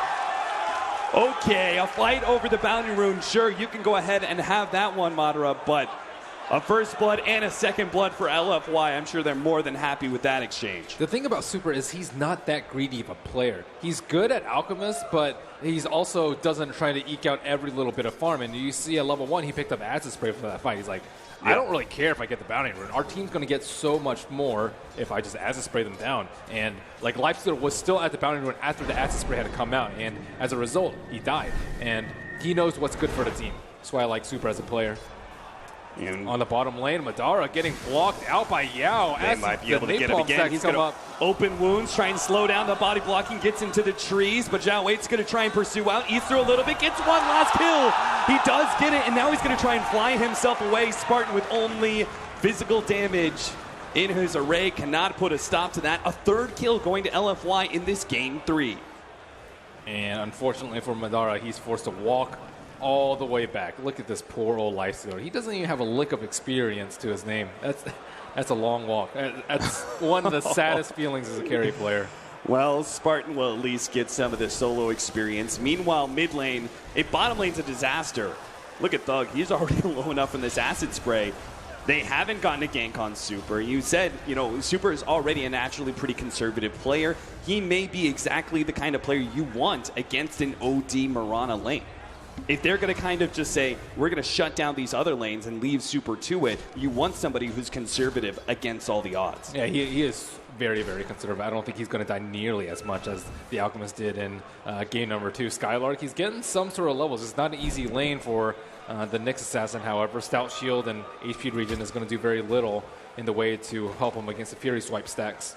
A whiff on the deny from N will allow Skylark to be able to pick up his level 3. So he can actually potentially set up a kill himself with the Mirana trying to make a rotation over. Looks like he's going to try and scout out what Zhao 8 is up to first. He is actually clearing through a double stack. So a good time for maybe next time to be here, but can he actually do much against Zhao 8? He's already been slowed down by this sticky napalm. He's going to be forced into a leap. Zhao 8 is just hoping to be able to push him back far enough that he can continue to get these neutrals without sharing experience. He is relatively low. A straight arrow could catch Zhao 8 if he's not careful. Maybe next time no leap up, but is he going to be able to hit it? Faking it, lets it fly now. Zhao 8, it's on point almost. Ooh. Zhao 8, thanks to just Boots' speed, will allow him to get away. He gets a free Wild Wing, and I think he's going to be able to arrow the Dark Control Summoner, so he's slowing him down a lot in the amount of creeps that he's able to steal. And he's actually ahead of the Batrider in terms of experience. Maybe next time already level 3. Man, they talked about this matchup before Game 1 even happened. Pre-game series, they compared maybe next time to Zhao 8. He sees it. It's pretty so tough. fast, though. Maybe next time would have to dive into the tier 2, and even then would only have a prayer at being able to take down that courier. So he doesn't try for it. Zhao 8's not going to try and make the jungle work. Not anymore. He's going to try and do some laning with his pal Yao. Arrow narrowly misses just a little bit to the left. Maybe next time would have had that courier kill too if Super were greedy enough to go back for the bottle refill. But yes. He's just super conservative. He's like, I'm okay with getting less farm as long as it's for the good of the team, and losing the courier is definitely a bad thing. But maybe next time, still hovering around that area, he is ready for perhaps a chicken gank. He's smoked up in between the T1 and the T2. What is he waiting for? Bottom lane, Zhao 8's trying to chase down Spartan. The Invis rune will be picked up by Super going for the here, but he's still going for the dive in. Maybe next time trying to get the courier, but at the same time, Spartans push all the way back to the tier 2. Neither one will result in a kill. They wasted a smoke for that, too. Not looking good for Finem here, as LFY are taking quite the lead when it comes to the laning phase. They do have an Alchemist that's going to kind of boost numbers quite a bit. Oh, there goes the first OD imprisonment into the arrow. It is going to be on point here. Looks like this could be a first kill for Finem. They're going to jump in, increase that attack speed, trying to finish off Super. They'll be able to get that kill. DDC as a support can't really do much with the silencer. Much needed kill for them. And LFY, their goalie is not really that great, all things considered. And maybe next time has done a great job of slowing down the neutraling. And Xiao 8 will run into Spartan. He's in a lot of trouble. He does have telekinesis, and the arrow is also here. It will nail Xiao Wei with, nice interception there. Yao's going to be able to get the burrow strike onto Madara, but it doesn't seem to be enough. The open wounds on Xiao Wei, that stun just lasted too long. And at Finem strike once again as soon as we start saying bad things about their laning phase. They show us what's up. They get a couple of ganks in and start altering their fate. Yeah, maybe next time it has to do the work in the early game, be around, just constantly threaten this Alchemist. He's a little bit scared. Arrow goes out in mid. It will be dodged, and Super does have an invisibility rune. A full assault coming into the bottom lane. They have the silencer wrapping around here. They're going to try and lead off onto the Lifestealer. Lifestealer's going to be chased down. He doesn't actually have the mana. Unfortunately, he does have phase boots. Telekinesis will also be able to buy him a bit of space. Yao doesn't have the mana to be able to work with either. Slowly but surely taken down. It looks like the Caustic Finale. Is that going to be enough? 6 HP. That's all the Madara has. They will manage to get the Rubik. Yao's going to go down, though, in return. Skylark does manage to help get that one. Arrow. Maybe next time. He keeps on feeling these arrows, and he's just barely off the mark. Maybe they can still catch up, though. Or maybe not. They actually have no lead for 15 seconds. Skylark, if he lands this impale, he got him. Now they can actually close the distance and will manage to get the kill. And they had vision up there, too. They had a high ground observer ward, and that arrow, very predictable, but it was right at the corner. He did not want to run into Skylark at that moment. And arrow comes out. Super is hasted. He's low, and he's not level 6 yet. Just 1 or 2 more creeps, and the reinforcements start coming in. Yao TP's right behind DDC. Skylark. Nicely timed leap there, right as Yao went for the burrow strike. That's so hard to do as a Mirana. You want to do it instantly, but you also want to make him waste his burrow strike. Skylark. And counter ward is there.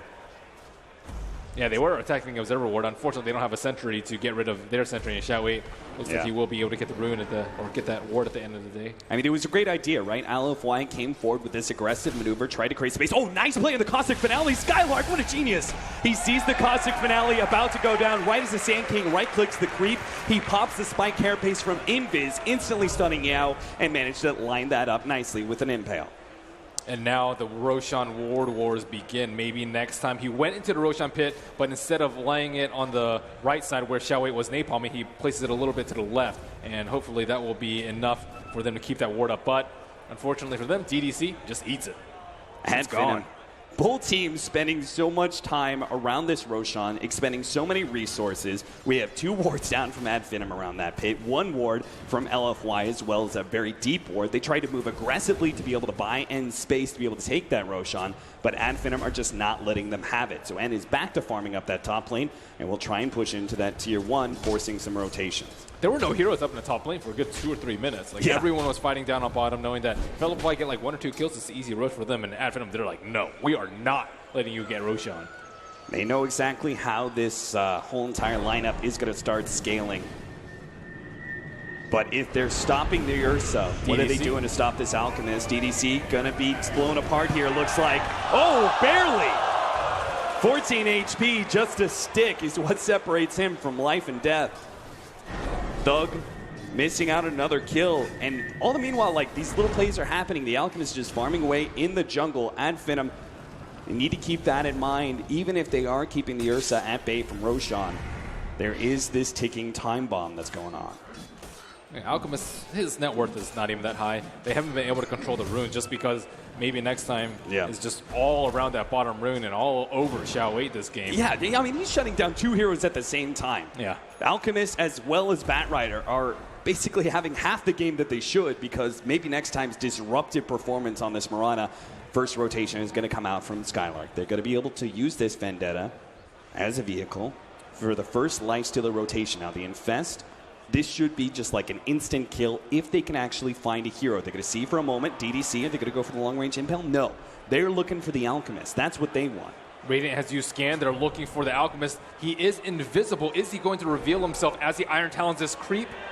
He's thinking about it. He's got the Chemical Rage up, but I think LFY know what's going down. It's wearing out. Super shows himself now, but it's a bit too late. Skylark They're going to pop out, and that is the first failed gank of Finem. Now it's going to be LFY's turn to respond. They know Infest is down.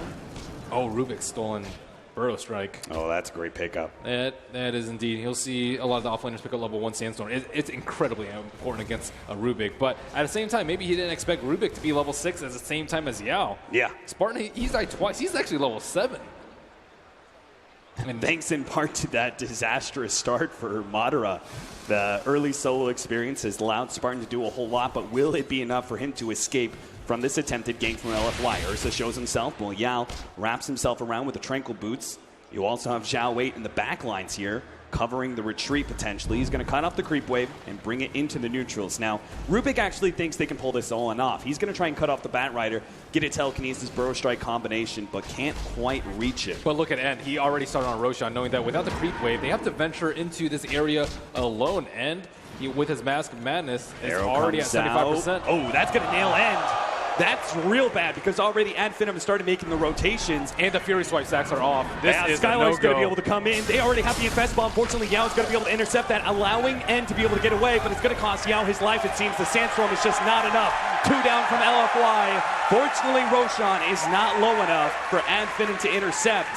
But that is the second go at stopping LFY in their game plan of being able to achieve an early Aegis. Oh, and the Arrow scouts out this large Ancient stack, and a lot of experience will be going the way of Finem, while the Acid Spray takes a little bit for Super. And Xiaowei also trying to absorb a little bit of experience on his own. And currently, Finem are losing the war battle over there, but they have so many heroes over there that Ursa just does not dare venture into the Roche Pit. Whew, look at that. That net worth. Finem are actually up 2K. So their laning phase went a whole lot better. Skylark's playing so well this game on the next session. Yeah. He's constantly threatening LFY. Barely off the marker there. The timing just not quite right to catch the Ursa in mid. Meanwhile, there's a trio pushing out the bottom lane, but they're going to be met by LFY and their aggressive plays.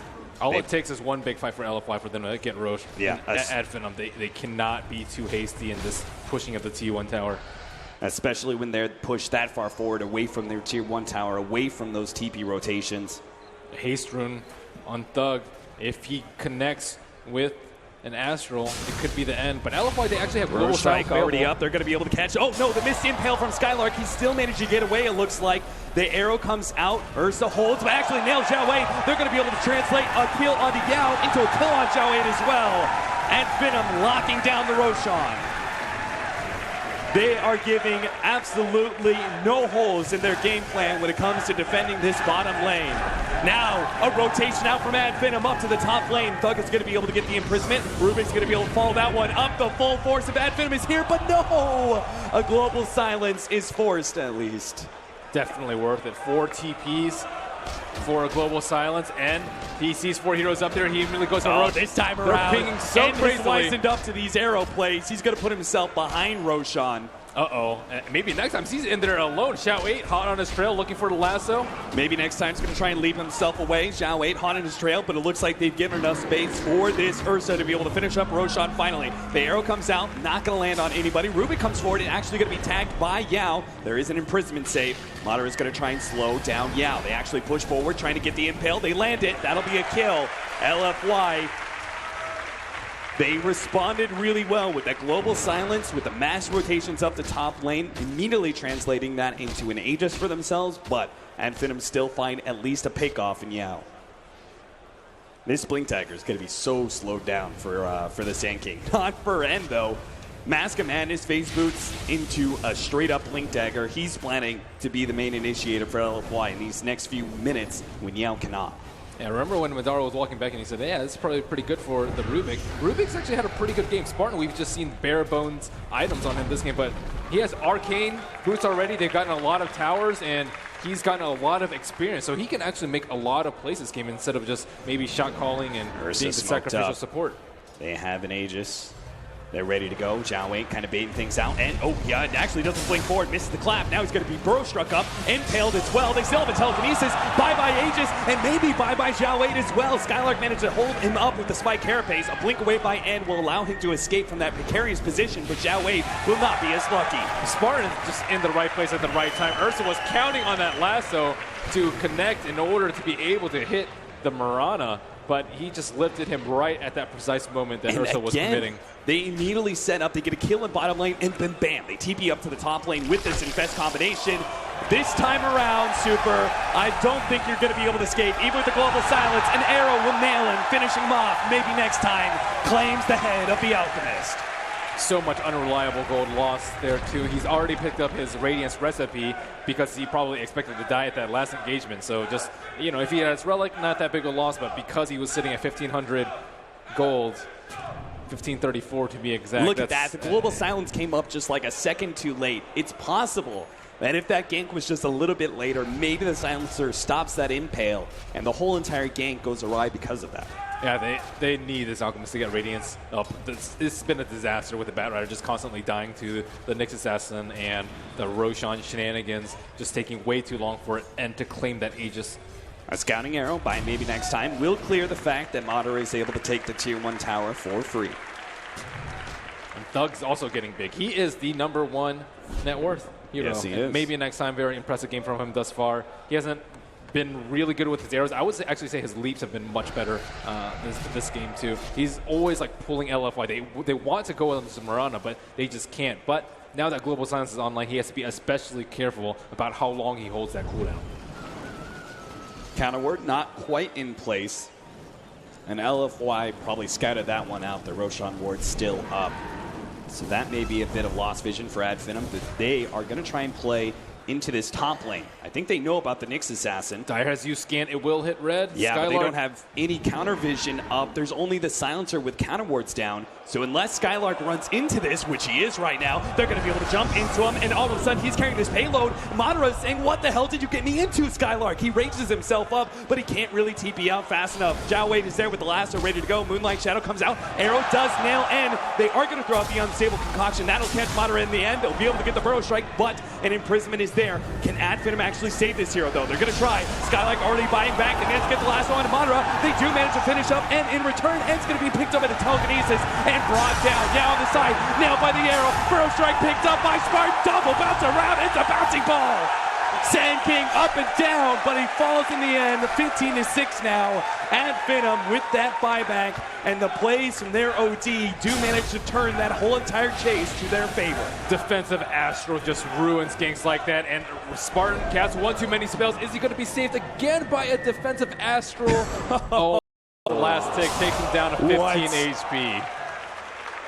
LFY, they've missed out on a couple kills like that. Look at that again. The imprisonment. LFY make the judgment. They're still going to go for this kill, but between the imprisonment, bounce back damage, and then the nukes that come in, even as they kill Madara, it's clearly not worth that exchange.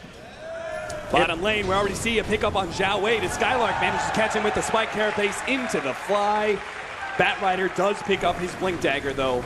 A little bit of a silver lining in this very dark cloud of a game for LFY in Game 3. They have to combo with the Global Silence. I think that's their best shot right now. You blink lasso someone before the OD can react, before Nyx can pop his spike carapace, and then you can also channel Epicenter at the same time. No one's going to be able to stop you. There's no Yules. That's the only thing that can stop them unless they can get out of the Global Silence, which is nada at this moment. No BKBs, no Lotuses, nothing like that.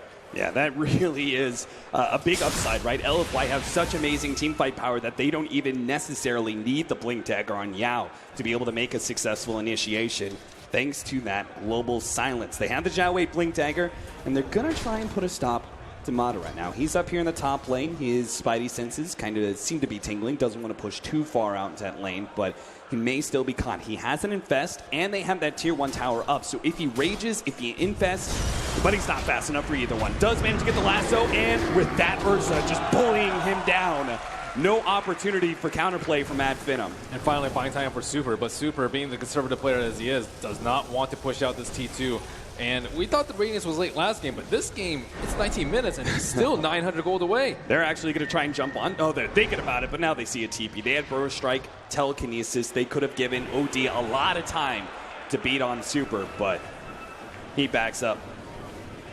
Just need a couple more minutes for this Radiance to finally come up, and then they can start split pushing and stop this Ad Finem train from rolling them in their own jungle. Man, Skylark's got a blink dagger of his own, so he is actually positioning himself so he can get some vision and potentially make the blink initiation on any hero that gets too close to this tier 2. You can even see them setting up with this scan, seeing if they can find such hero. It goes red, they back away. Skylark's potentially trying to pop a smoke too close to the secret shot. Madara helping in there. Where are they going to go? Where is this Alchemist? They did see Madara, thanks to this mid ward, move over to the right-hand side. I don't think they saw him invest inside Skylark, though. It may still be caught by surprise. Skylark looking for his opening. It is nighttime, though. They're going to have a whole lot harder time finding that solo pickoff. Yeah, if DDC managed to get the global silence before the stun onto him, it could potentially be a disaster, considering how close he is to the T2 tower. And Alchemist finally, 37.79, just needs to wait about 10 more seconds patiently for old Fluffy. Yeah, the ward counter ward combination, they were already drawing preemptively.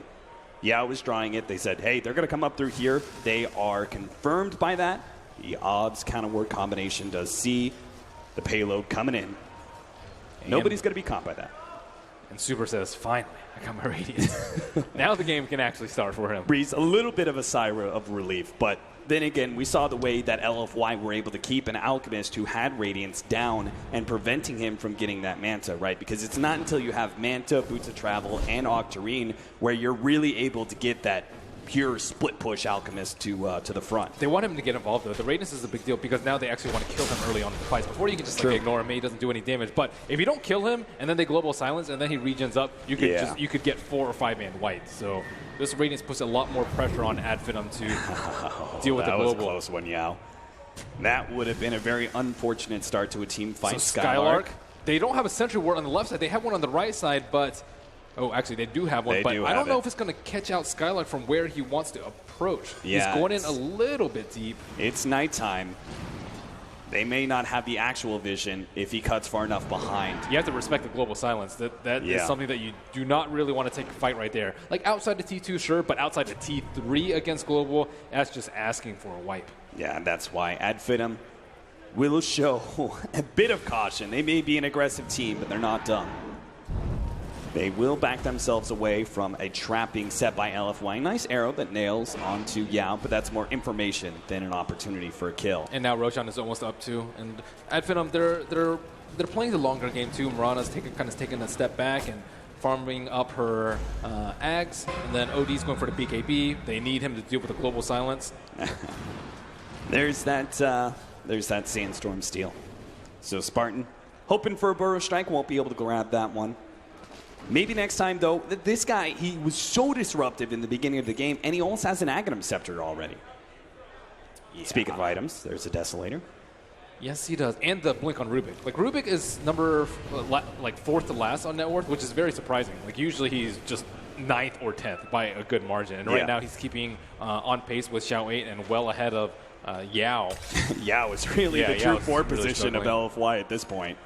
He is beginning to get a Blink Dagger. It looks like everyone on both sides are going to get some pretty important items within the next few minutes. Blink Dagger for the Sand King. We also have a BKB that is coming up for End as well. Alchemist, always an item that's in his near future. Meanwhile, on the Ad Finem side, we have a BKB that's going to be attempted by Thug. He's already got 2 of the components if he wants it.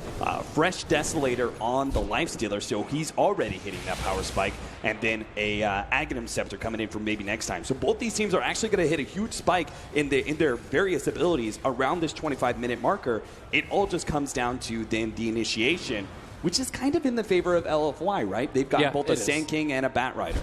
If Ad Finem want to be able to win a team fight, they need to blow someone up instantly. You have to blink, carapace, and impale, and also pop out infest and rage open wounds at almost the exact same time. If you can get all those spells off before the global silence, it's actually not going to be that big a deal. But if they don't cast any of those spells, like if he's in mid-cast impale and you cast a global silence, they will lose the fight very, very badly. And they also have the BKB up on OD, so it doesn't affect him so much relative to the other heroes. But Madara.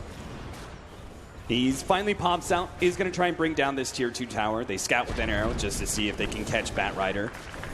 But LFY will give up on this tier 2. They've kind of bought themselves enough time. They seem to have slowed down Finem with their super defensive play. Nothing really has happened much when it comes to action, but that's on LFY's good side, right? They want to be able to play defensive enough that it kind of slows down Finem, and next thing you know, they've got an Alchemist with a Manta. Oh, they're actually starting on Roche. Yeah, very bold play considering the team fight coming out from LFY. They do have a smoke available on Mirana. No heroes are showing it for LFY, but if N shows on this top, I think that's good. They're so happy. Yeah. He's just showed on the top lane. Yeah, they absolutely guesstimated perfect timing to go ahead and do Roshan. There's so much of this defensive vision from LFY, but nothing that's going to be able to scout out this Roshan attempt. I want to point out, I'm not sure if we saw this, but there was this observer ward blocking out the Ancients and also giving a bit of vision in the secret shop area. That observer ward lasted the whole entire time. So that's a whole entire 6 minutes where the Ancients was not able to be farmed by the Alchemist. And maybe next time showing off his Ags in the mid lane as he creeps it up. And this might actually mislead LFY to as where Finem is. They're way in deep. Oh, they're going to be able to catch him already. Leading with the telekinesis. Global Silence goes down, though, and N will have his opportunity to pop the Enrage, but it is blown. Thug also pops his BKB, anticipating some action. Arrow misses, but N is still dead. Finem secured that kill 100% with the BKB usage, stopping N from being able to get away during his Enrage. Global Silence now being countered by Finem. And they just totally misled them with that smoke. With maybe next time, he's a big damage dealer with the Axe now. And they thought, oh, he's showing a mid that are likely behind him or close to him, but they were 2 screens away and just jumped in and now looking very comfortable. Sieging high ground against Sand King. Can they keep their eyes on him? Probably not, considering he's smoked behind their racks. This initiation is so key for LFY. They've got that Blink Dagger for Yao, but the Blink first comes out. They manage to get the telekinesis into the air, into the pullback. Now the Episoder comes through. A 2-man Burrow Strike. Did he just manage to turn this one around? Yao's going to be brought low. Sandstorm's up. He's actually living, and the rest of Finem are on the retreat. They've lost their ages, and LFY, they have the Ursa up in just a moment. Can they actually catch this hero? They will. Burrow striking him up, slowing him down. He pops the rage, but here comes the Ursa. He manages to almost get that Lifestealer. He infests inside, but they're going to wait. They're going to wait until that creep is low, and I think Lifestealer, his life is going to come to an end here. The deny real quick. They know it's one of those 2 creeps. They deny the other one. He pops out now, tries to run himself in the trees, but he just can't quite make it. That's 4 down from Finem, and an Aegis gone. Oh, yeah, making the play over there. He even got revealed in the smoke, but I think Finim's screen were just all in on their target, closer to the racks, and probably just a little bit off to that far right side of the map. And they just got destroyed by that epicenter. So yeah, looks like they initiate on the Batrider, but they don't see Yao in the corner to challenge Zebby. They ping him out. Spartan pings him out, but then Thug. Yeah. You could see Madara try to get to him, to somehow, actually get to him in time and stop that blink, but he managed to complete it, and that Burrow Strike brings the game back for LFY. What a beautiful play. Yeah, that would have been such a much different fight if he didn't get that out. And that was without the global. So yeah. Like LFY, as stated before, their team fight is much more formidable. And Alchemist, he survived that fight. He is farming up very well now. Finem doesn't look like they're going to slow down this game. Actually, whoa, TP. Madara doesn't actually complete it. Double Blink Daggers being picked up, though. Maybe next time he still managed to progress and farm. Now that he has that big farming item, the Aghanim Scepter, other items are sure to come pretty quick. So a Blink for him, and a Blink also for our OD. Mobility seems to be key for Finem to be able to get the initiation. You say LFY have the better team fight. Well, in that case, Finem need to even out the initiation factor. See if they can actually get the quick pick-off that allows them to win a fight on the offensive. On top of that, they may need to reconsider who they give the Aegis to. Last time it was on the Lifestealer, but Lifestealer, he's a good, decent 3K behind the OD, and I think OD is just a much more important hero, but they're probably like, he has BKB, he's probably not going to die, but we saw what happened last fight. Yao does manage to get away from that push out in the top lane. Maybe next time. Not able to catch him. This will be a forfeit of a tier 2, but it looks like very likely Super can claim the tier 1 at bottom lane. I'm not sure if Finem can move fast enough for that one, considering how low the tier 1 is. Skylark just waiting for someone to peek out behind that T2 tower. I don't know. It kind of looks like they're setting up for it. Thug's actually going back for a TP scroll right now, and sure enough, there they are. They're going to try and blink in, see if they can get a catch somehow with their blink daggers, but it's just not going to happen. Even that outer tower, which was in deny range this whole entire time, and Finem do not want to give any semblance of map control to LFY. I think Super will be happy with that. That means he can pretty much farm the top half of the map for a good 20, 30 seconds, and then now he has Mantis out, so he can push the bottom lane without fear of dying, and he is crawling up there in a net worth chart. And speaking of net worth, the graph just 3,500-ish in favor of Finem. Still a pretty decent lead for them, but because we think the team fight of LFY is stronger, it's still anyone's game. Especially since they actually have quite a number of Aghanims to give away. Even the Ursa is a really decent Aghanims upgrade. Yeah, I also like it on the silencer because just being able to cancel everyone's blink through the silence is also very useful. 18-11 right now. Alchemist may be the top net worth at 16,000, but there are 3 members of Finem hot on his tail. So this isn't necessarily just a race to beat the Alchemist's farm. And Mirana, let's see if they walk by the illusion. It doesn't get blocked at all, so no pinging will come out there. But they're grouped up around the T1 in the mid lane, expecting a smoke. Dyer has used scan. No one over there. They really don't have a whole lot of aggressive vision. There's so many counter wards laid down by LFY. It seems to be very important for them to make sure there is no vision advantage for Finem when they go near these high ground pushes. So all this counter vision is actually making sure that Finem, they really didn't have a whole lot of information. I'm not sure how they knew this smoke was coming, but they did make the correct read, dodge the smoke, and now it's their opportunity to push out as they see. Actually, have they seen anybody at top lane? Maybe just these illusions to the Alchemist. Even if they move top now, it's going to be far too late. LFY staying grouped up and on the conservative side. And they're not too worried about this pace, just because LFY haven't really gotten any pickoffs. Like, it's not like OD and Lifestealer have been lassoed into an Ursa burst anytime. So as long as they're not losing the cores, and maybe next time is keeping up in the net worth, he's like very close to the Lifestealer. Very impressive farm. He's above end at this point. So like once he get like his Yules is going to be up his item next. Maybe he wants to be the one to interrupt the sinking epicenter next time. Yeah, he can. This Yule Scepter set himself up sometime soon. Here comes the push once again at bottom lane. It also gets him out of the global silence, and it can counter the Batrider initiation before the DKB.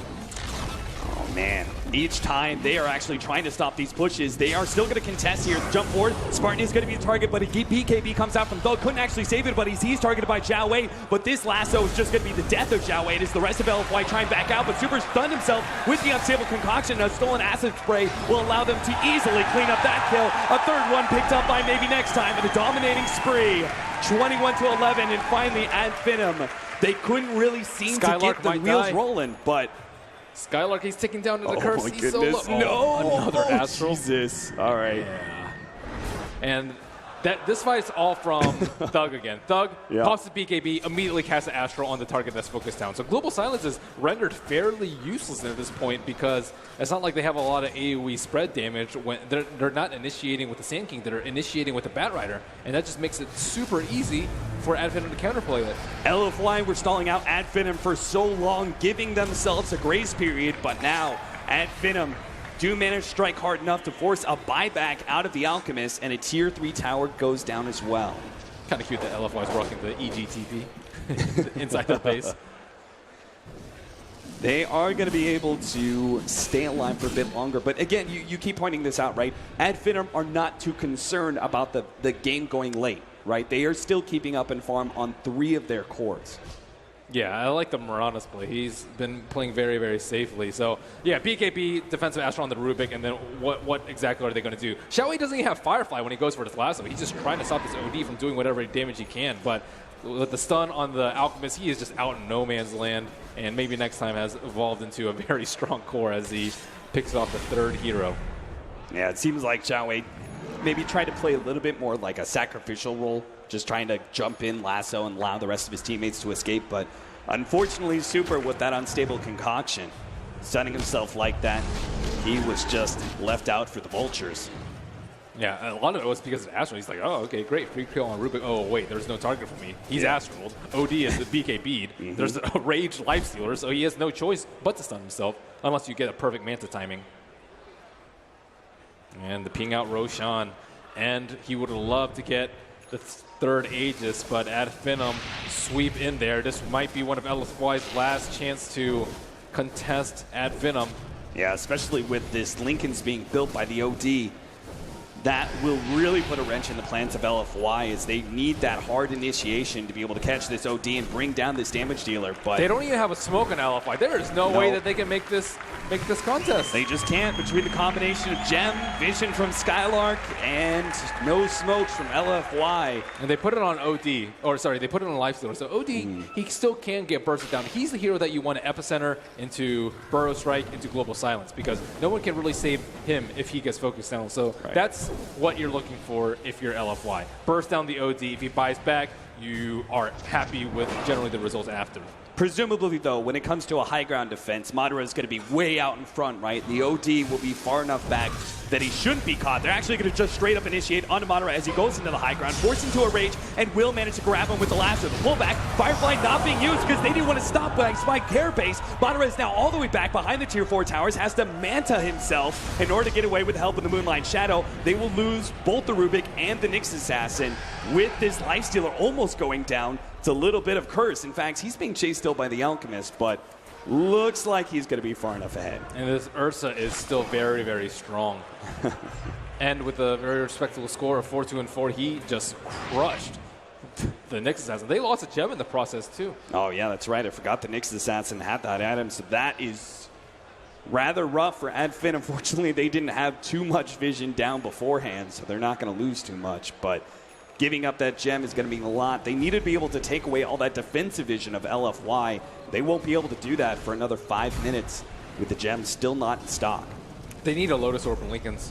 One of the fallen teams today, NP, they often go for like multiple Lincolns when they seize high ground with a strong core. So they just like double Lincolns to Lifestealer as he goes up. He rages.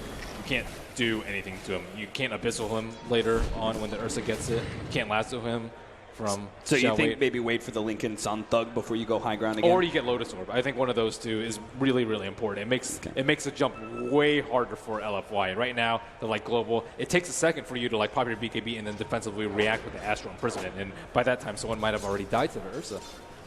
Madara, let's see if he's a little bit quicker on the fingers here as they look to go high ground once again. Global Silence is down for 35 seconds. That will be a bit of a boost. Unstable Concoction coming out. Rage going to be popped nice and early. That's a good sign for LFY, but can they actually hold without that big team fighting ability? Ad Finem might be able to make the initiation too. They're all smoked up in the background. It's going to wear out though. And look for the arrow by, on the back There's line. a jump forward. They actually managed to blow up the Rubik immediately. Now Yao's going to be targeted with the Dagon, but does manage to force himself over the cliff. Thug comes forward. They do manage to get that kill. The Aegis is gone for the Lifestealer as well. He's going to come back. And LFY are not going to fight just yet. Yule Scepter into an arrow here. It's going to come a little bit late, but it'll end instead. They actually try and go for super, now turn on end, but he pops the Enrage. He'll be okay. The two Lifesteal Illusions will be the target of an Unstable Concoction. While the rest of Ad Finem focus on that melee Rax. LFY forced back to the fountain, will concede this melee Rax for now. And the range looks like will fall. So the Global Silence, they hit in that 30-second window. That was a tough one to nail, and they committed their BKBs for a Rubik kill very early on in the fight.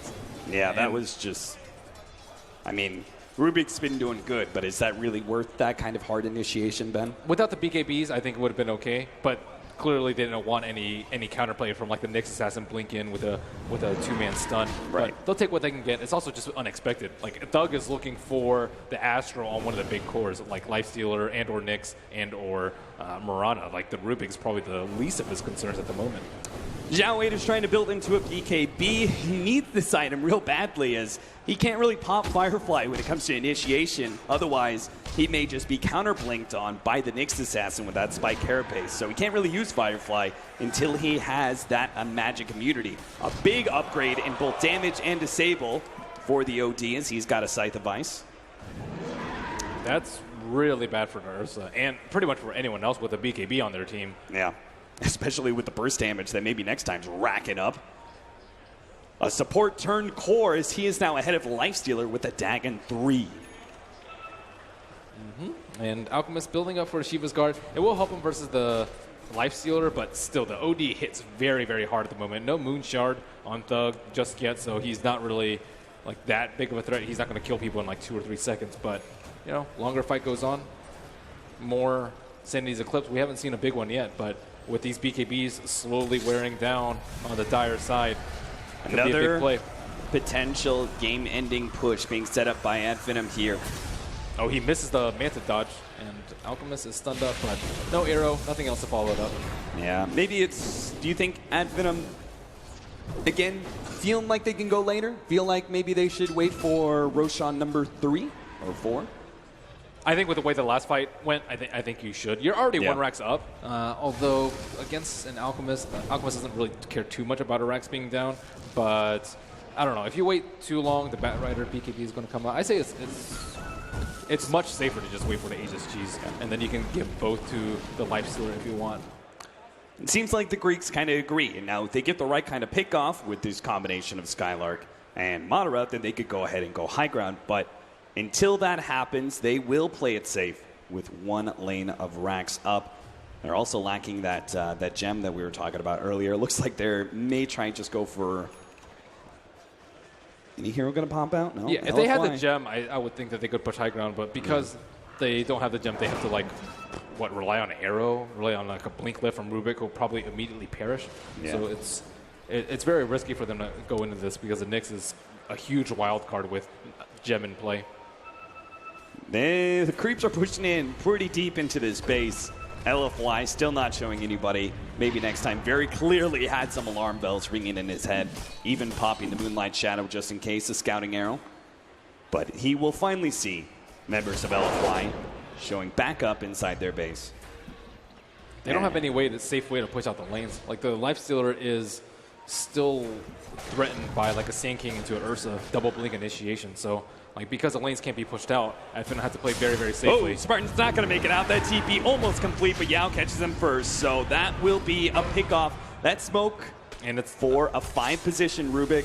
They actually going to try and save him. Look at him. Thug's coming forward with the imprisonment, but now he just gives himself up. He pulls himself into 5 members of LFY. A global silence goes down because they expect so much more. Madara will be forced into a Manta and starts running himself away. Can he actually be caught here? LFY give up on the chase.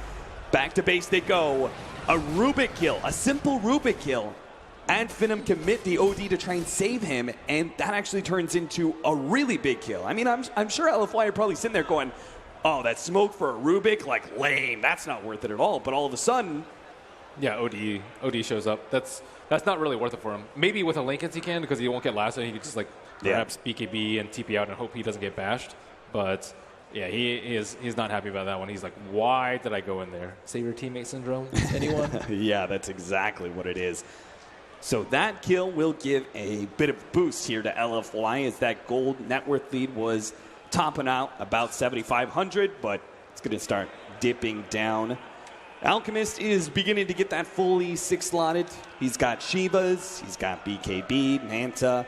We start thinking about some Aghanim Scepters here, Ben, or maybe some upgrades on some of the current items. I think an Ags for the Ursa would be pretty good, just because he can use it to burst someone down immediately. Yeah, we don't have any silences here on Finem, so, well, we've got the Scythe of Ice, but all those other stuns, he's going to be able to pop the Enrage during that, won't have to worry about the combination of stuns. Yeah, I like it just because you can use it offensively instead of generally defensively. What a cute courier. Very cute indeed from the defense. What else do we got here? Any other incoming items? Skylark's actually sitting on a point booster in 1,600 gold. That Nyx Assassin Aghanim's upgrade, that'll be another big swing up for Finem, but it's kind of hard to use that Aghanim Scepter when it comes to an offensive push, right? You kind of have to set yourself up near the Tier 3 tower just outside the range, but you're still susceptible to this Bat Rider pullback just as easily. Yeah, I think that's really what's been crushing him in the team fight is the global and the Bat Rider ulti. So I think like much similar to how I think the game versus LGD progressed. Like they need to itemize more against the global silence. Lotus Orbs, Lincoln Spheres, like these are really good versus the Bat Rider.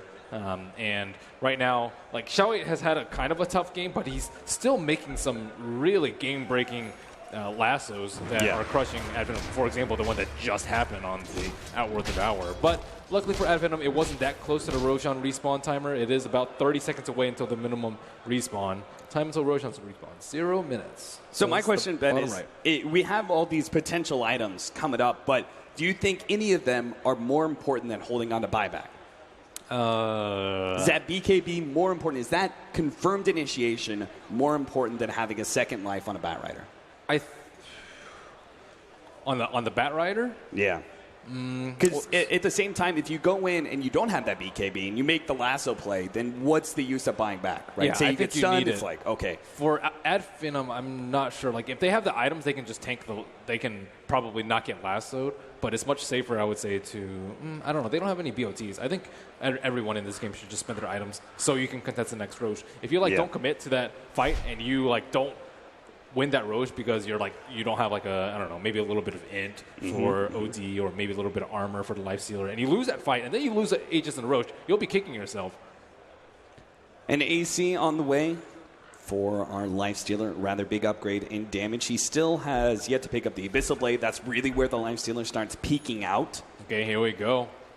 LFY, 50 seconds left on the OD's death.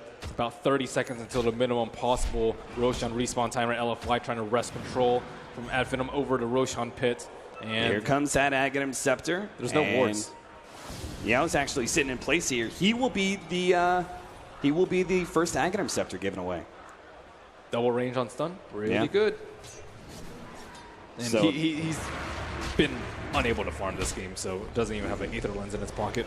The Abyssal Blade that we were just talking about for the Lifestealer, that item is about to be picked up by the Ursa quite soon, and that means in a man fight, right? Ursa's already winning, but when he gets that Abyssal Blade, he will have a much, much higher success rate when it comes to combining the blink initiations of Yao, jump in with him, gobble up a hero, but who's the target?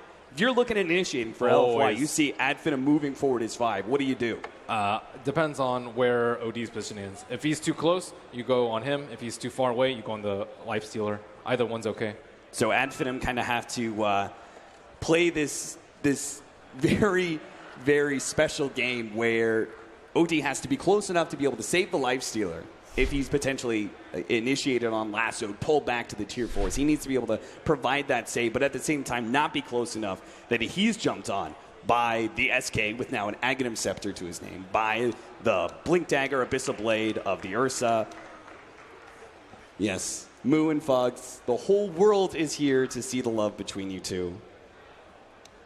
I'm glad that's what we have to bide our time during this brief pause in this Game 3 of Advenom and LFY.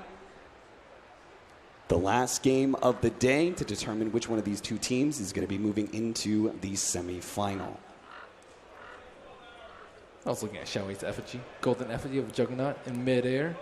Ancient Black Dragon. Quite toothy he is. Yeah, no longer the goofy that he once was. Got a nice little upgrade. All right. We're going back into the game. They're ready. We'll see if it actually holds, though. Is this going to be the final pause? We're about to find out. LFY looking good. So Things dramatic. are golden. Drum roll, please. All right, the Abyssal Blade completed out. This means no buyback for N. So he agrees with you, Ben. Buy out all these items. Yeah. Commit for a final fight potentially around this Roshan. But it's going to be a late Roshan. So he may still have the time to farm up a buyback. Yeah, 3 minutes. Wow, that is almost max. But I think with Abyssal Blade, it lends more reason to build like a Lotus/Lincoln Sphere. And I'm very surprised that there's none on the side of Advenom. Like, the cores have to feel so scared about just getting Abyssal and bursted down by the Ursa. Ursa does a lot of damage right now. He hasn't died in a very, very long time. A fresh gem and a Nyx Assassin with the Lifestealer inside of him are scouting things out. Now there's this laning ward in the bottom lane. There is also a Roshan ward, but there's also, on top of everything else, 5 members of LFY sitting around the Ancients. Now, they don't know this. We, of course, know it's not going to be another 2 minutes, but this staging may boil into a break. They actually get the initiation. Telekinesis onto the Batrider to try and get a jump first onto him. That's going to be the Sand King inside the pit down, but at the same time, Lifestealer, he's on the wrong side of a cliff. He will be saved by imprisonment. He's going to be able to come back out. He has a vest ready to go. He does manage to turn. He's going to fight up to the end. They manage to steal the lasso. They're going to be able to pop him. Abyssal Blade goes down. A 4-stab manages to save up Madara on the left-hand side. An imprisonment from the OD buys himself time. Is now an unstable concocted. Super will go down. Once again, he dies to his own stun. 4 down from LFY, a buyback only on the Alchemist. That fight could have gone so close either way. Thug, I think, made the big plays. The camera was on the right side, but I was watching Thug the entire time on the left side. Firstly, he had the defensive Astro on a Lifestealer. He was about to die. He had no rage. There was no one close to him to infest. And then he baited them out. They didn't realize that the cheese was on him, and they committed so much to him. And then on top of that, he made Super stun himself with an unstable concoction towards the end of the fight. Masterfully played by the Outworld Devourer. And this is looking like a second lane of Rax. 10 seconds till the Batrider, but no lasso for 13. Alchemist is actually going to try and charge forward. They go straight for the OD, and they manage to snag Thug. They're going to be able to bring him down. The stun comes out for the Impale. They manage to catch N has to pop his own BKB. Nice double stun from Yao. That'll stun off Madara, but they still manage to get a good silence on the Super. Xiao Wei dropping low. Maybe next time comes in, finish him off. The nukes are there. Super battling it up, and Epicenter comes in. Madara still raged. He didn't hit the stun, and Infest pop out. Unstable concoction, arrow blocked in. Maybe next time jump forward. They finish off now. A push forward. Super stuck in the trees. His Impale is down. LFY are gone. Game 3 is finished for the taking. Damn, Spartan is so happy. And this was by far the best performance that I've seen from him on the main stage, on that Rubin. He was the first person to telekinesis Xiao 8, the leader of LFY, and the last of the Chinese have fallen. The analysts looked at Finem. They said this could be their tournament to make a strong showing. And Finem indeed, till the end. Finem head to the last day.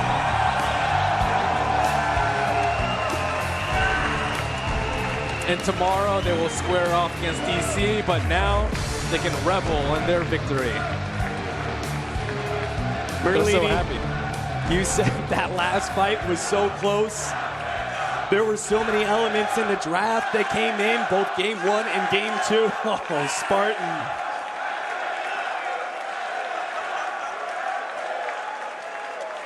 It's another thing completely when, you know, he's usually pretty happy, but imagine when you're happy and you played very, very well in the game. Oh, man. LGD don't even know what's happening. It looks like Spartan lost. It does. He put everything he had into that game, as did the rest of Finem. And they've come so far from qualifier team to top 4. From a team, London Conspiracy, from a Greek squad, from a country that really wasn't represented in Dota. They formed a 5-man squad, went through constant tournament after tournament with minimum roster changes. They finally found a core group they wanted, stuck through TI. They come back after TI and make it to the end of Boston Major. This seems to be a Cinderella story for this Greek crew. I'm sure it helps a lot that the crowd's behind them. But a couple of our panel members, and not the whole entire panel, was behind Finem. Why not? Why can't you get behind this team? I mean, I'm sure they can now. There's definitely no criticism to be held for doubting Finem. They came in as underdogs. We framed it as such. There's no doubt about it. And, I mean, we can't even talk about underestimating them. This is just a story that keeps on giving. Finem are in the last day of the Boston Major, the biggest tournament that they've ever attended as a unit. They stick together through thick and thin. It's quite a romantic story. It's a happy to be proven wrong scenario. These guys are incredible. Yeah, I think everyone's behind Finem, at least over here. Yeah. I think they've definitely, on the international stage, proven quite the heroes for themselves. I think everyone loves to be able to see an underdog succeed, and this is absolutely the underdog story. Yeah, it's human nature at its core, right, Ben? I mean, it's literally just we love to see the underdogs succeed. I mean, they better stop soon, or if they win, they're going to own all of Greece. They really will. They really will. Right, I'm going to throw it to the panel, boys. That was an awesome way to end the day. Ad Finem, we have to start with Ted, who's been a believer since the very start. Alex. I knew this was going to happen, baby. Didn't I say it right here? Ad Finem! They're going to win the whole blooming thing. Now you've got 2 of those now. The battle of That's how much you believe. Geometry, philosophy, the Olympics, and now this. No problem, they've cracked it. The Boston Major, representing their nation. They knock out Chinese lgd.fy. They're in the semi-finals of the Major, a $3 million event. Winter was loving it, weren't you?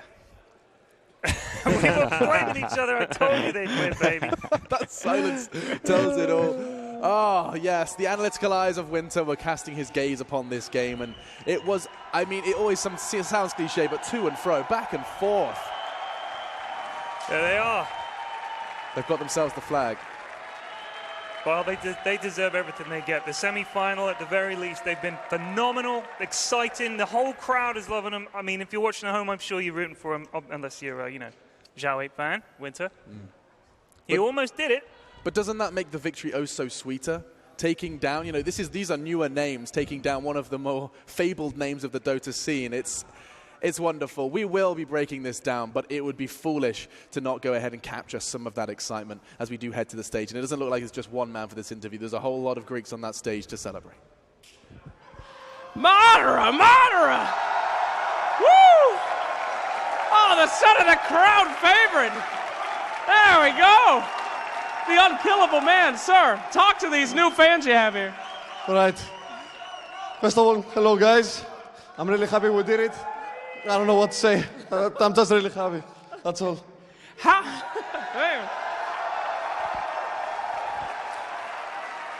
Thank you. Whew.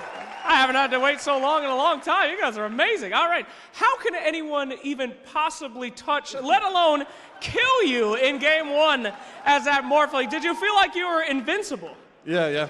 Only Black Hole could kill me, and maybe Spartan. Because he did it once. I want to talk to you about maybe next time in that game. Zhao pulled out his famous Enigma. He has such a high win rate on it. Did you tell him to go and be a dick to him in his jungle and mess with him, or was that just what he does? Yeah, we were like, just going to his jungle, don't let him farm, and that's it. Yeah. He fucked him up, I guess. All right, fantastic. Well, you guys are up against some titans coming up here. The crowd sure does love you. I wanted to know what you think your chances are going forward. Are we going to see you in the finals? You're in the semifinals, man. Yes, for sure. All right. Oh, man. Woo! All right, dude. I'm going to let you go. You're too hype for me. Thank you so much. You're amazing, dude. Thank you, guys. All of you for your support. All right. Thank you so much. Ad Finem. They really are on cloud 9. In fact, no, they are higher than that. They are on Mount Olympus. Oh. Such a huge feeling for them. I mean, now we have the opportunity to break down how this came about. I mean, this was, at the point I was trying to make before we did grab a very loud Greek from the stage, was that this was by no means locked in that third game. By any stretch of the imagination. It could have gotten, we were kind of watching the odds shift in that green room and constantly giving me new numbers, Winter. Talk to me. Well, the early game didn't go too well for the Alchemist. He was like ganked many times, didn't really get a smooth start. But then the high ground defense, that's when Finem made a couple of mistakes. That's why the game became really, really tense for both teams. Like, it could still go either way at the end of it. Like, buybacks came into play, Roshan especially. The Acceptors started being pulled around. We talked about some of the ones there, giving the Sand King one, whether or not Ursa could have benefited from one. The Sand King one was something that me and Parker talked about it a lot. Like, it was, we were really unsure that if it was the best axe pool for them.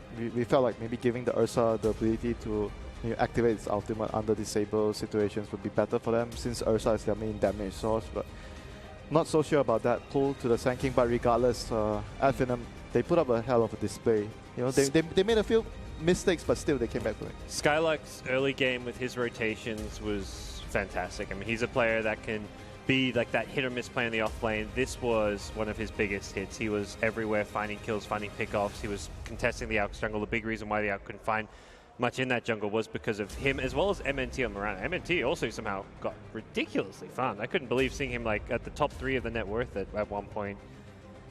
Everyone from Adfinem just stepped up their game.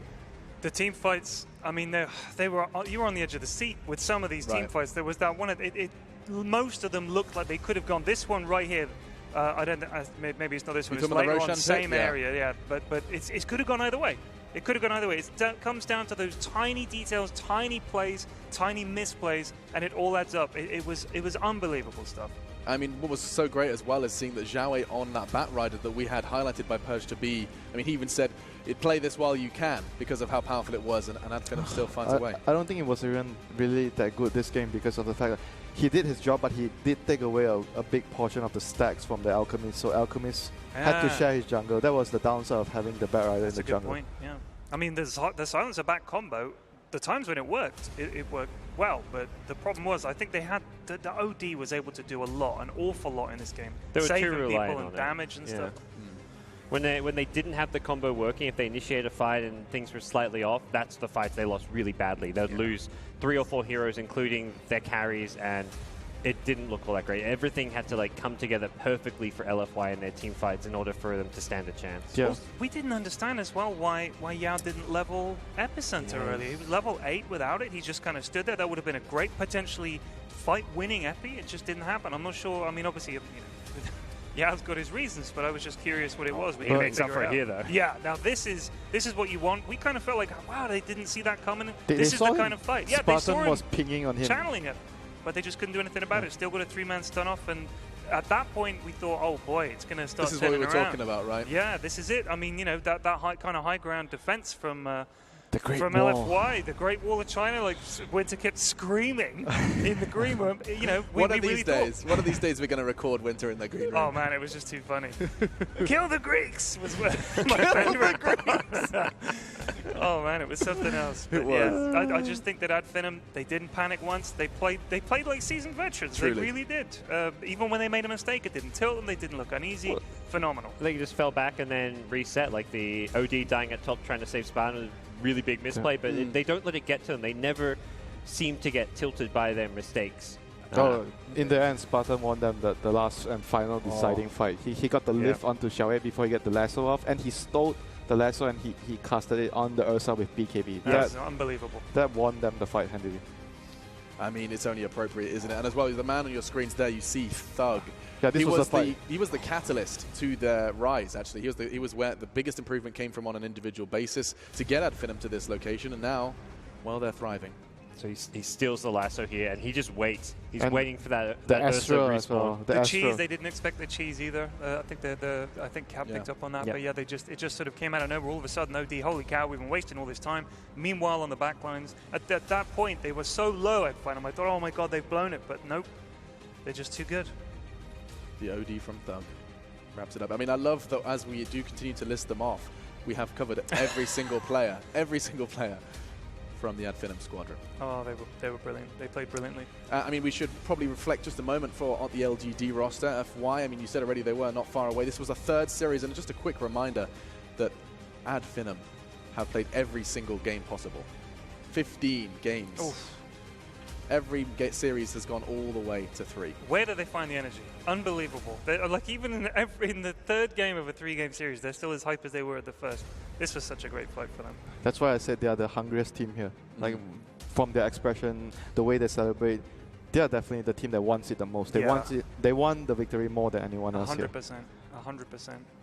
And in those close games, that can sometimes carry you across. Like that's what you need is just to be that much more passionate. Wow. Just oh my god! I have never seen someone take a headset off as fast as Spartan then. Yeah. Oh wow. Normally you have one character on a team that's like this. Yes. They are all like that. That's what like No-Tail used to do with Fnatic a bit, where he was the guy always yelling, getting super hype. They've got 5 of them. It's like 5 swindles. Yeah, it's just crazy. Like you think back to Team Liquid at TI3 crowd on their feet. you know, but the whole team is just how could you not fall in love with this team? They have besotted Boston. It's true. It has occurred. Adfinem have definitely stated their claim to the Wang Theatre. We will reflect now on the numbers, though. It's going to be telling a story perhaps even better than us in some instances. And it was, of course, an Alchemist game that failed. 2 in a row, back-to-back, where Alchemist did not find the victory. I am not complaining. They didn't kill Marana once. I can't believe it. I thought he must have died at some point. What? He went 7-0-14. Look at 0. Yao, 0-10. Holy cow. And his hero damage, does 13,000 hero damage almost rivaling Madara on the Lifestealer, Thug on the OD. There were a bunch of times you saw him. He was able to dip in and out of the fights really well. He also picked up a Dagon. I didn't even notice that. Wowee. And our MVP has been nominated. Spartan picks this one up, but I mean, the fact that when we were kind of brainstorming who gets this MVP, we went through 4 names. It was tough. That's so hard. It literally was a team effort. And that's the thing. You give it. That's where the captain, the heart and soul of the team. I think he walks away. That he's the one who's kind of pulled them together. He's really the spirit that keeps them driving forward. And he made that sick Rubik play. So that won it for me. And he deserved it. Game-winning play at the end of that one. Well, we should go ahead and have some of these little bit extra information. Of course, Purge is there. He's been watching tentatively the edge of his seat. Let's see what he has to say at the end of this. Hey guys, before we get started, I just want to say maybe next time MVP was robbed. 0 deaths, highest net worth on his team. You guys did him wrong. Fight number 1. This is pretty big for Finem. They had a great early start. Their mid game was amazing. They shut down the Alchemists, but the problem is they didn't have very good tower hitting or building hitting heroes. The big thing was really acid sprayment. It's -7 armor. It's going to put Lifestealer in this bad location. He only has 7 armor here while he's going high ground. He has to worry about Batrider. He has to worry about physical damage. He has to worry about disable. And the issue is basically his item build, he had to grab the Manta early on. That's because he's against the Silencer. So they had this longer period of time where Finem had trouble actually killing barracks. Stuns are a big deal as well. He does have Aegis here, and they followed up, but this is really the moment where LGD got a BKB as well. So not only did they lose this fight after trying to go high ground from their initial kill, they also lost a gem, and that gem was crucial for LGD to get a lot of map control in the next 20 minutes. Similar fight later here. Another Aegis on Lifestealer, going high ground again. He's got a Hyperstone instead, working towards AC, of course. Now, the big mistake that Spartan made is he's actually standing right next to I'll go old school here, a Ziggurat, and it gives vision, which means despite them having a ward and them being able to go in, he gets blown up at the start of the fight. So really the only difference is the fact that Lifestealer is able to keep himself alive and they're able to clean up a Sanking on the backline. Because basically once the ultimates are gone for LGD, they're able to finally hit buildings. It took a little bit of doing and it took another round of disables, but that's basically how hard they had to fight just to win it. They had great laning heroes, but once they got high ground, LGD made it super hard. Perfect. Thank you very much. And I think, you know what, the fact that there's only 2 clips from Purge is because he was sitting there in the crowd cheering them on. He did his 2 clips, then he put on his Ad Finem shirt, held up that Greek sign. It was actually him. Trust me, that is not Purge's way. They don't let him out of the closet. No, you're right. He's trapped in the closet. Interesting. David Parker, what on earth is that exposed here on the Boston Major? Interesting choice of words. And the day is done. We end on a high, as we always do here in the Dota community and here in the Boston Major. We should, though, go ahead, take an opportunity to reflect upon the day, and the best way to do that is by bringing up that bracket. It has been crazy. We started with the round of 16. We started with 16 teams. And over the course of 2 days, we brought it down to just 4. 4 names remain in the pool. Yeah. 3 of those names, perhaps not a surprise as far as names you'd expect to see in the top 4 of a major Valve event if you look at OG, EG, and DC, but Finem, that's still the name that stands out, and still crazy to think they're in that semifinal. Yeah, let's not forget, of course, that first game of the day, the VPEG, Ted. We were expecting a full 3-game brawl. Yeah, I mean, we were talking about this a bunch of times, is why didn't we just think EG were going to win this thing? Right. Like, it was kind of like they should have been the first name that people were coming up with. Their record in big tournaments is insane, and they are a dynasty of a team. There is no way that they should not be a team that most people would just put automatically into the final. But we did expect a lot more from VP. They didn't shine on the day, and EG took them apart. Honestly, I'm not so sure if Finem.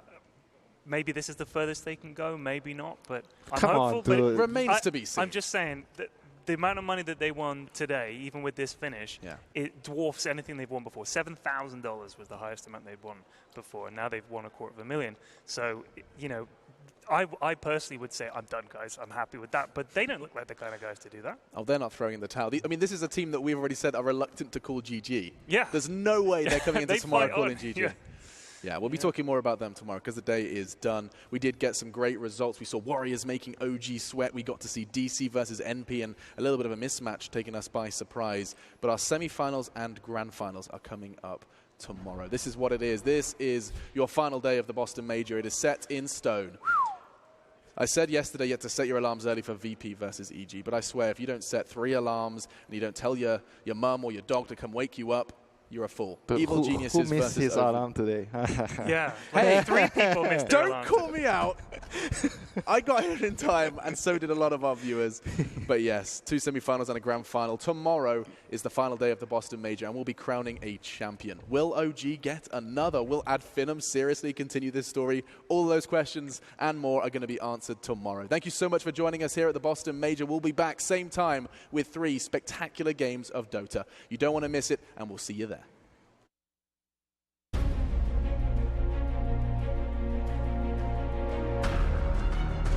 As we head into the final day of the Boston Major, just 4 contenders remain. The stakes have been raised, and the audience will be waiting for the final chapter in this incredible story.